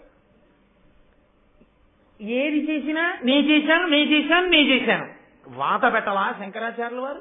గభీరే కాసారే విశతి విజనే ఘోర విపినే విశాలే శైలే చ భ్రమతి కుసుమార్థం జనమతి సమర్ప్యైతే తత్సరసిజముమానాదభవతే సుఖేనావస్థాతుం జనైహ నజానాతి కిమహో అని అడిగారు. కాబట్టి ఆ వినయం, ఆ భక్తి ప్రధానం. ఉపాధితో ఏముంది? ఈ ఉపాధితో ఉండి భక్తి లేనప్పుడు ఇది ఉన్నా ఒకటే, ఊడిపోయినా ఒకటే. ఇందులో ఉండి భక్తితో ఉన్నావా, నీ పాదముల మీద పడి నమస్కరించవలసిందే. కాబట్టి ఆయన పక్షిగా ఉండి జరితతో కలిసి ఉన్నందుకు పుట్టినటువంటి 9 కొడుకులు బ్రహ్మజ్ఞానులయ్యారు. విత్తనం యొక్క ఫలితం అది. అందుకని బ్రహ్మజ్ఞానులు పుట్టారు. వాళ్ళు జరితారి, సారిసృక్క, స్తంభమిత్ర, ద్రోణ అని 9 బ్రహ్మజ్ఞానులు. ఈ ఖాండవనం కాలిపోతోంది. తండ్రి వెళ్ళిపోయాడు, పిల్లలు పుట్టేగాని వెళ్ళిపోయి. లపిత అని తన మొదటి భార్య మనుష్యకాంత, ఆమెతో ఉన్నాడు అంతఃపురంలో. ఈ జరిత అంది ఏడుస్తూ, మీ తండ్రి సంతానాన్ని కన్నాడు, రక్షించవలసిన వాడు రక్షించకుండా వెళ్ళిపోయాడు. ఇప్పుడు నేను ఈ కోణల్ని ఏమి రక్షించుకోగలను? ఇదిగో ఇక్కడ ఒక చిన్న బిలం ఉంది, కన్నంలోకి వెళ్ళిపోతే అగ్ని ఏం చేయలేదు. కానీ మన ప్రారంధం ఏంటంటే మనం మాంసపిండాలం. మాంసపిండమైన కారణం చేత మనం దొరకగానే ఎలక కొరికేస్తుంది. కాబట్టి అందులోకి వెళ్ళి బయటికి వచ్చి బతుకుతామని నమ్మకం లేదు. ఇక్కడే ఉంటే అగ్నిహోత్రుడి యొక్క అనుగ్రహం అంటూ కలిగితే మనం బ్రతకచ్చు. ప్రమాదం ఏర్పడినప్పుడు ఖచ్చితంగా చచ్చిపోతామన్న దాంట్లో వేలు పెట్టకూడదు. ఏవో చచ్చిపోవచ్చు, చచ్చిపోకపోవచ్చు అన్న దాని మీదే నిలబడాలి. కాబట్టి చెట్టు మీదే ఉందాం. అగ్ని ఇక్కడ దాకా వచ్చేసి కాల్చేస్తే కాలిపోదాం. ఈ లోపల మనకి ఏమైనా అదృష్టం కలిసి వస్తే కలిసి వస్తుంది, బొరియలోకి వెళ్ళద్దు. కాబట్టి నేను మీతో ఉంటానంది. అంటే ఆ పక్షులు అన్నాయి, వద్దమ్మా నువ్వు కూడా వెళ్ళిపో, నువ్వు కూడా వెళ్ళిపో నాన్నగారిలాగే, మేము బతికి ఉంటే ఉంటాను, లేకపోతే లేదు. అమ్మా నువ్వంటూ ఉంటే మళ్ళీ నీకు బిడ్డలు పుడతారు. కానీ అమ్మా నువ్వు మరణించి మేముంటే అమ్మ మళ్ళీ రాదుగా మాకు, అందుకని వద్దమ్మా నువ్వు వెళ్ళిపో అన్నాయి. కానీ మందపాలుడు కృతఘ్నుడై వెళ్ళిపోలేదు బిడ్డల్ని కని. ఖాండవనాన్ని దహించడానికి మొట్టమొదటిసారి అగ్నిహోత్రుడు వెళుతున్నప్పుడే ఆయన గబగబా అగ్నిహోత్రుడి ముందుకెళ్లి వేదాంతర్గతమైనటువంటి అగ్ని సూక్తంతో ఆయన్ని ప్రార్థన చేశాడు. మీకు ఇదొక చాలా గొప్ప విషయం అండి శాస్త్రంలో. మీరు ఒక దేవతామూర్తిని ఎలా ప్రార్థన చెయ్యాలో, ఎలా పొగడాలో మనకి రాదని ఋషులు ఏం చేశారంటే సూక్తములను ఇచ్చారు. సూక్తము అన్న మాటకు అర్థం ఏంటంటే సూక్తము, బాగుగా చెప్పబడినది. ఎంత బాగుగా, నువ్వు అంత బాగా చెప్పలేవు. కాబట్టి దుర్గాదేవి అనుగ్రహం నువ్వు పొందాలి. నీకేమైనా వస్తే ఓం జాతవేదసే సునవామ సోమన్ అని చక్కగా దుర్గా సూక్తం చదువు. నీకు రాదు, ఎవరైనా బాగా చదవగలిగిన వాళ్ళు కనబడి చదువుతుంటే భక్తితో కూర్చుని విను, చాలు నీకు ఆ ఫలితం వచ్చేస్తుంది. సూక్తమునందు పూజ కూడా అక్కర్లేదు, సూక్త పఠనం చేస్తే చాలండి. దుర్గా సూక్తం చదివారనుకోండి ప్రమాదం తప్పిపోతుంది తెలుసండి, అంత శక్తివంతం దుర్గా సూక్తం. అందుకే అన్ని సూక్తముతో దేవత పేరు పెడతారు. నీలా సూక్తం, భూసూక్తం, పురుష సూక్తం, శ్రీ సూక్తం, మంజు సూక్తం, అన్ని సూక్తములే. అంటే దాని గురించి బాగుగా చెప్పబడినది. ఇది తెలుసున్నవాడు మందపాలుడు. కాబట్టి ఆయన వెళ్ళిపోతున్నాడు ఖాండభవనం మీదకి అగ్నిహోత్రుడు. ఆయన పక్కన నిలబడి అగ్ని సూక్తములతో ప్రార్థన చేశాడు. వేదాంతర్గతమైన అగ్ని సూక్తాన్ని చదివాడు. మీకు రెండో మాట వచ్చింది అగ్ని సూక్తం అప్పుడే ఆదిపర్వంలో. ఒక మారు చదివారు అక్కడ. ఎవరు చదివారు?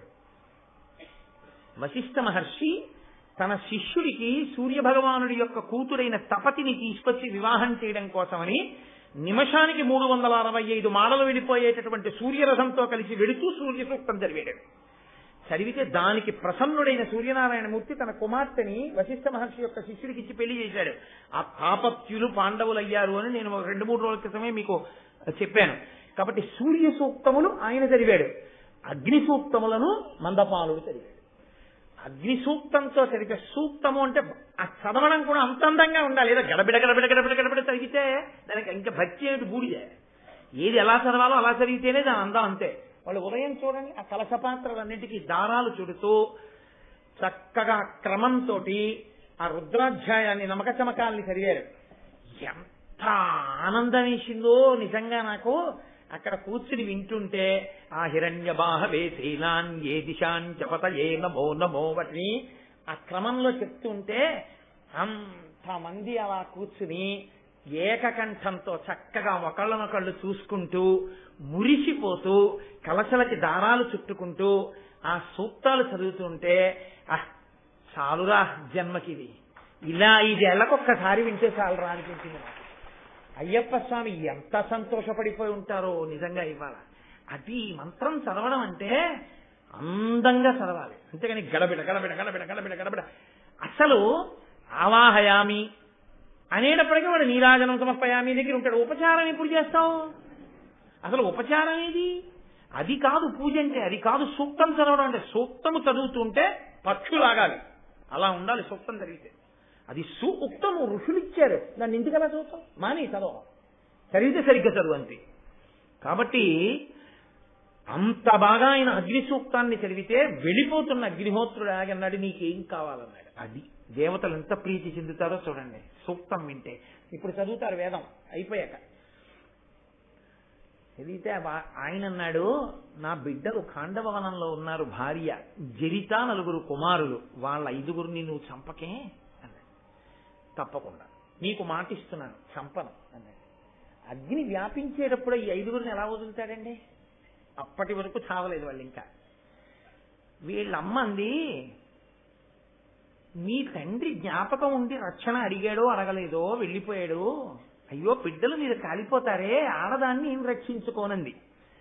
అక్కడ లపితతో ఆయన అన్నాడు మందపాలుడు, నేను అగ్నిహోత్రుడిని వరమడిగాను సూక్తం చదివి, అగ్నిహోత్రుడికి గుర్తుందో కాల్చేస్తాడో అన్నాడు. లపితంది, నువ్వొకసారి సూక్తం చదివి అగ్నిహోత్రుడు మాటిచ్చాక కాలుస్తాడని ఎందుకు అనుకుంటున్నావు? ఇది మీరు గుర్తుపట్టాలి. ఇదే మహానుభావుడు భాగవతాన్ని ఆంధ్రీకరిస్తూ ఋషితుల్యుడు కాబట్టి పోతన గారు అంటారు, ఎగసి దౌలవాని దహించు భంగి పొంత మాకులవాని విడిచిపెట్టి ఎగసి దౌలవాని దహించు భంగి కర్మవశమున భవమృతి కారణములు అన్నాడు మహానుభావుడు పోతన గారంటే. అందుకే అగ్నిహోత్రం ఒక్కొక్కసారి పక్కనున్న కాగితాన్ని వదిలేసి కిలోమీటర్ దూరంలో ఉన్న ఒక పాక కాల్చేస్తుంది. ఈ కాగితాన్ని ఎందుకు వదిలింది అనుకుంటున్నారు? ఎప్పుడో ఎక్కడో ఇది అగ్ని సూక్తం చదివింది, కాల్చలేదు. సూక్తమేనండి. హరిశ్చంద్రోపాఖ్యానంలో ఒక్కసారి ఆ విశ్వనాథుడిని దండకం చేస్తే ఆగిపోయిందంటే అగ్నిహోత్రం, వాళ్ళని ఏం చేయలేదు. నమ్మకం మనకు ఉండాలి. ఇలా అవుతుందా అండి అన్నారు అనుకోండి, కలండనుడు వాడు కలడో లేడు అంటే వచ్చేవాడు కూడా అయిపోతాడు. సంశయాత్మ వినశ్యతి. నీకు నమ్మకం ఉందా? ఫలించి తీరుతుంది. నీ విశ్వాసమే ఈశ్వరుడు. కాబట్టి ఇప్పుడు ఆ తల్లి పక్షి పైకి ఎగిరింది. ఈ 4 పక్షులు అగ్నిహోత్రం వస్తోందని ఇటొకటి కూర్చుంది, ఇటొకటి తలపెట్టింది, ఇటొకటి తలపెట్టింది, ఇటొకటి తలపెట్టింది. అగ్నిహోత్రం మీదకి వచ్చేస్తోంది. ఆయనకి జ్ఞాపకం ఉంది చూసుకోండి, వీళ్ళని కాల్చకూడదని గుర్తుపెట్టుకున్నాడు ఆయన. అది ఈశ్వరుణ్ణి మీరు ఒక్కసారి సూక్తంతో ఆరాధన చేస్తే ప్రమాదం వచ్చేసినప్పుడు అంతమందిలోంచి బయటపడిపోతారు అంతే. చిదంబరంలో కొన్ని 100 మంది చచ్చిపోయారు ప్రమాదంలో.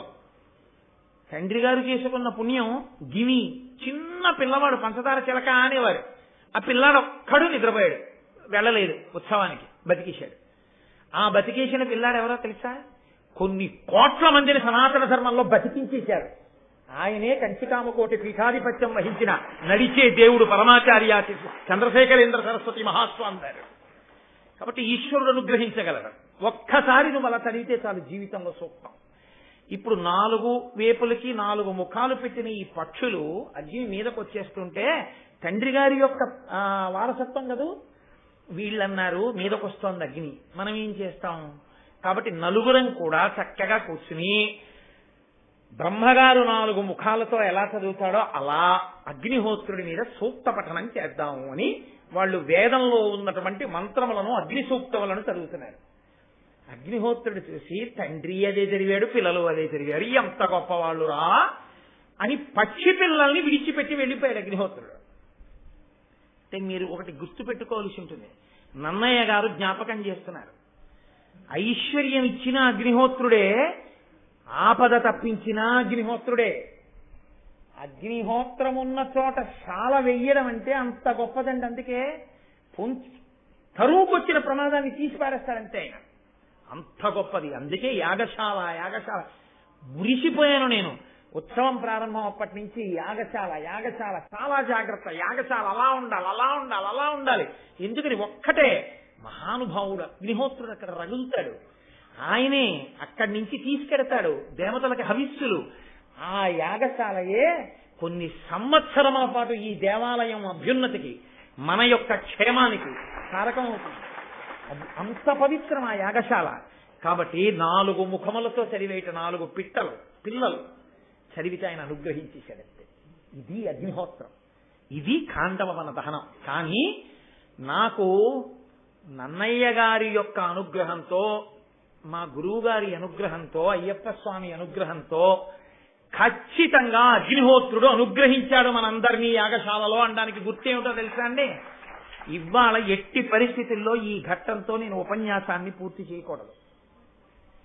7వ తారీఖు పూర్తి చేసేటట్టుగా పెట్టుకున్నాను. అందులో నేను ఇవాళ అంటే 2 రోజులు వెనక్కుంటాను, ఎక్కడో మైమరిచిపోయి వెనక్కి పడిపోతుంటాను. అలాంటి వాణ్ణి అనుకోకుండా ఈశ్వరుడు ఎందుకో స్వామివారు నువ్వు వద్దయ్యా 7వ తారీఖు నేను కూడా వింటాను, 6వ తారీఖు ప్రసంగం అంటే వద్దండి మీరు పీఠార్చన చేయండి అని 5వ తారీఖు పూర్తి చేస్తాను. అవుతుందా అనుకున్నాను. 5వ తారీఖు ఖాండవవన దహనం, అగ్ని సూక్తం, అగ్నిహోత్రుడి యొక్క వైభవంతో అక్కడ యాగశాలలో అగ్ని ప్రజ్వరిల్లిన రోజునే ఇక్కడ ఉపన్యాసాలు కూడా పూర్తవడం ఈశ్వర అనుగ్రహమే. ఇంకింతకన్నా తాత్కాణం ఏం కావాలి? కాబట్టి తదనంతర కాలమునందు దేవేంద్రుడు ప్రీతి చెంది అనేకమైనటువంటి అస్త్ర సంబంధమైన మంత్రములను కూడా అర్జునుడికి ఉపదేశం చేసి, కొడకా ఎంత గొప్ప యుద్ధం చేశావురా అని కృష్ణ భగవానుణ్ణి ప్రార్థించాడు. అప్పుడు ఇప్పుడు ఎప్పుడూ నా కొడుకుని ఇలాగే అంటిపెట్టుకుని ఉండేం కృష్ణ, నిన్ను నేను ప్రార్థన చేసేది ఇదే అన్నాడు. మనకి కూడా ఎప్పుడు ఈశ్వరుడు మనని అంటిపెట్టుకుని ఉండేటట్టుగా మహాభారతం విన్నందుకు, ఆదిపర్వం చెప్పుకున్నందుకు పరమేశ్వరుడు ప్రీతి చెంది ఆయన చల్లటి చూపు మనని చూస్తే అంతకన్నా మనకి ఏమీ అక్కర్లా. ఎందుకో తెలుసా అండి? ఆయన చల్లని చూపే మనకు అన్నిటినీ ఇస్తుంది.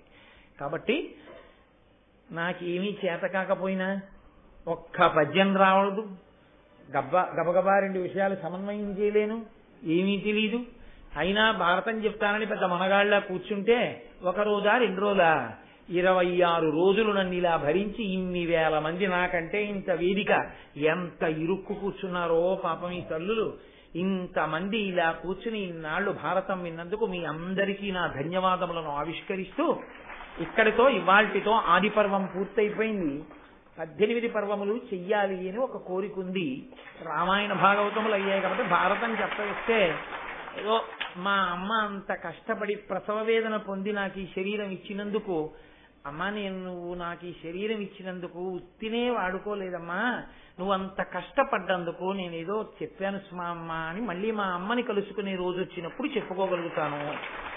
కాబట్టి ఏమో అవకాశం ఉంటే ఒక సంవత్సరం పాటు అసలు ఏ ఊరు వెళ్లకుండా ఒక సంవత్సరం మహాభారతం అంతా పూర్తి చేసే వరకు 2011లోనో ఎప్పుడో పూర్తిగా 18 పర్వాలు పూర్తయిపోయేలా మహాభారతాన్ని చెప్పుకునే ప్రయత్నం చేద్దాం. ఆ మహాభారతం అంతా గోపాలకృష్ణ గారి సమక్షంలోనే జరుగుతుంది. కాబట్టి చాలా చాలా సంతోషం. నేను మీతో ఒక విషయం మనవి చెయ్యాలనుకుంటున్నాను. మంగళం చెప్పే ముందే ఆ విషయం చెప్పి మంగళం చెప్పేస్తాను. స్వస్తి అన్నాను కాబట్టి ఇది వేరుగా చెప్తున్నట్లు. నేను ఇప్పటిదాకా మీతో యాగశాల వైభవాన్ని అనుసంధానం చేశాను. మనం క్రమశిక్షణగా నిలబడగలిగితే చాలా. అందులో నాకు అపనమ్మకం ఏం లేదు మీ అందరి మీద, ఎందుకంటే ఎన్ని ఉత్సవాల్లోనూ మీరు అలా నిలబడిన వాళ్ళు. మనం ఈ ప్రాంగణాన్ని విడిచిపెట్టేసి ఇప్పుడు అందరం బయటికి వెళ్ళిపోదాం, యాగశాల దగ్గర నిలబడదాం. యాగశాలకి ఇటు నిలబడతారో ముందు నిలబడతారో ఎలా నిలబడినా సరే ఋత్విక్కులకి మాత్రం మనం అభ్యంతరం కల్పించకూడదు. వాళ్ళిప్పుడు చతుర్వేద స్వస్తి చేస్తారు ఆ యాగశాలలో. అది అద్భుతం, చూడాలి. రేపు ఒక్కరోజే కదండి, ఎల్లుండి కుంభాభిషేకం అయిపోతుంది. రేపు సాయంకాలం 6:30 స్వామివారు చేసేటటువంటి చంద్రమౌళీశ్వరారాధన, యాగశాల దర్శనం. రేపు సాయంకాలం 5:30 వస్తే లోపల సీట్లు దొరుకుతాయి అనుకుంటున్నాను నేను. లేకపోయినా పర్వాలేదు, బయటికి లైవ్ టెలికాస్ట్ అవుతుంది. ఇప్పుడు చక్కగా అక్కడ చతుర్వేద స్వస్తి చేసి నీరాజన మంత్ర పుష్పాలు ఇచ్చి స్వామివారికి చాలా ప్రీతి. ఈశ్వరుడు ఎందుకు చెందుతాడో తెలుసా అండి? వీణానాదం వినపడాలి. ఇప్పుడు వీణ మీద ఒక కీర్తన వినిపిస్తారు. అలాగే ఆ డోలు సన్నాయి మీద అసుర సంధ్య వేళ దాటింది యాగశాల కాబట్టి అక్కడ శివతాండవాన్ని మోగిస్తారు. ఋత్విక్కులలోనే ఒక ఋత్విక్కు శివతాండవం మీద పాట పాడతారు. ఇన్నింటితో వైభవోపేతంగా ఇప్పుడు అక్కడ కార్యక్రమం ఉంటుంది. రేపు ఉదయం తెల్లవారుజామున సుప్రభాతంతో మొదలుపెట్టి భగవన్నామాన్ని రేపు సూర్యాస్తమయ పర్యంతం చదువుతారు. ఇంత గొప్ప క్రతువులో కూర్చుని ఒక్కసారి కూడా భగవన్నామని చెప్పుకోకపోతే మనం ఏదో కోల్పోయిన వాళ్ళం అవుతాం. కాబట్టి నేను మీ అందరినీ ప్రార్థన చేసేది ఏమిటి అంటే, రేపు అందరూ కూడా వచ్చి భగవన్నామని చెప్పండి. సాధ్యమైనంత సమయం చక్కగా ఇక్కడ గడపండి. రేపు సాయంకాలం మాత్రం అందరూ తొందరగా వచ్చేసేయండి. వచ్చేస్తే మన కోసమని నేను ఇప్పుడు ఇక్కడ ఉపన్యాసానికి బయలుదేరి వచ్చే ముందే పీఠాధిపతులు నాకు ఫోన్ చేశారు. కాకినాడలో జరుగుతున్న కార్యక్రమాల గురించి మాకు వివరం అందింది. నేను బహు సంప్రీతుడనయ్యాను, 2 గంటలకు వస్తానన్నాను కదా, 10 గంటలకే బయలుదేరి వచ్చేస్తున్నాను అన్నారు. అందుకని ఆయన ఇంకా రాకముందే అంత సంతోషాన్ని ఫోన్ చేసి చెప్పారు. అందుకని ఆయన వచ్చేస్తారు. సాయంకాలం ఆయన బయలుదేరి అక్కడే వ్యాన్ దిగి మనందరికీ కనపడేటట్టు వస్తారు. ముట్టుకోకూడదు, మనం ఏది ముట్టుకోకూడదు అని ముట్టుకోకుండా ఉంటే అయిపోయాయి. వచ్చి చక్కగా పీఠార్చన చేస్తారు. అపురూపంగా ఉంటుంది ఆ శ్రీచక్రార్చన, చంద్రమౌళీశ్వరారాధన. అన్ని హారతులు ఎత్తుతారు అమ్మవారికైనా, చూసి తీరాల ఆయుధాలు పెట్టడం అవన్నీ. కాబట్టి రేపు చక్కగా ఆ పీఠార్చన అసుర సంధ్య వేళలో చూద్దురు గాని, ఎల్లుండి ఉదయం స్వామివారికి కుంభాభిషేకం. దేవాలయం చుట్టూ షామియానాలు, కుర్చీలు అన్ని వేసేస్తారు. చక్కగా రేపు రాత్రి నవపాషాణం కుమ్ముతారు ఇక్కడ, అదంతా కూడా చూడొచ్చు. కాబట్టి మీ అందరూ కూడా కొద్దిగా ఆలస్యమైనా ఉండడానికి వీలుగా, మళ్ళీ వెళ్లిపోయేటప్పుడు కూడా భద్రంగా మీ బిడ్డలనో ఎవరినో దగ్గర పట్టుకుని జాగ్రత్తగా మీ నగలను రక్షించుకుంటూ, అమ్మ ప్రత్యేకించి ఆడవారు జాగ్రత్తగా వెళ్ళండి. ఎందుకంటే ఎవరి సందడి వారిది. భక్తితో మీరుంటారు, ఇంకొక రకమైన దృష్టికోణంతో బయట ఉండే కొంతమంది సమాజ వ్యతిరేక శక్తులు ఉంటాయి. కొంచెం జాగ్రత్తగా మీరు బయలుదేరేదురు కానీ. ఇప్పుడు చక్కగా తోసుకోకుండా యాగశాల ముందుకు రండి. అందరూ కూడా నీరాజన మంత్ర పుష్పాలు అయిపోయాక యాగశాలకి ప్రదక్షిణం చేసి బయలుదేరుదురు కానీ. కాబట్టి నేను మీకు ఏది చెప్పాలనుకున్నానో అది పూర్తి చేశాను అని నేను అనుకుంటున్నాను. కాబట్టి ఇప్పుడు మనం ఈ కార్యక్రమం అయిపోయిన తర్వాత లేచి అక్కడికి వెళ్ళిపోదాం. ఇంతకన్నా నేను ముఖ్యంగా మీకు చెప్పవలసింది ఏమైనా ఉంటే పర్వాలేదు, రోజు కలుస్తూనే ఉంటాను కాబట్టి రేపు పొద్దున్న సాయంకాలం మళ్ళీ నేను మీకు చెప్తాను. ఎవరు యాగశాల ముందుకి ఋత్విక్కుల దగ్గరికి మాత్రం వెళ్ళిపోకండి అమ్మా, కొంచెం విశాలంగా నించోండి. అయిపోయాక ప్రదక్షిణం చేద్దరు కానీ అందరూ. మీ పర్మిషన్ తో మంగళాశాసనపరై పదాచార్య పురోగమై సర్వైశ్చ పూర్వైరాచార్యై సత్కృతాయాస్తు మంగళం. మంగళం కోసలేంద్రాయ మహనీయ గుణాత్మనే చక్రవర్తి తనూజాయ సర్వభౌమాయ మంగళం. ఉమాకాంతాయ కాంతాయ కామితార్థ ప్రదాయినే శ్రీగిరీశాయ దేవాయ మలినాథాయ మంగళం. కరచరణకృతం వా కర్మవాక్కాయజం వా శ్రవణనైనజం వా మానసం వాపరాధం విహితమవిహితం వా సర్వమేత్తక్షమస్వ. శివ శివ కరుణాబ్ధే శ్రీ మహాదేవ శంభో. సర్వం శ్రీ ఉమామహేశ్వర పరబ్రహ్మార్పణమస్తు.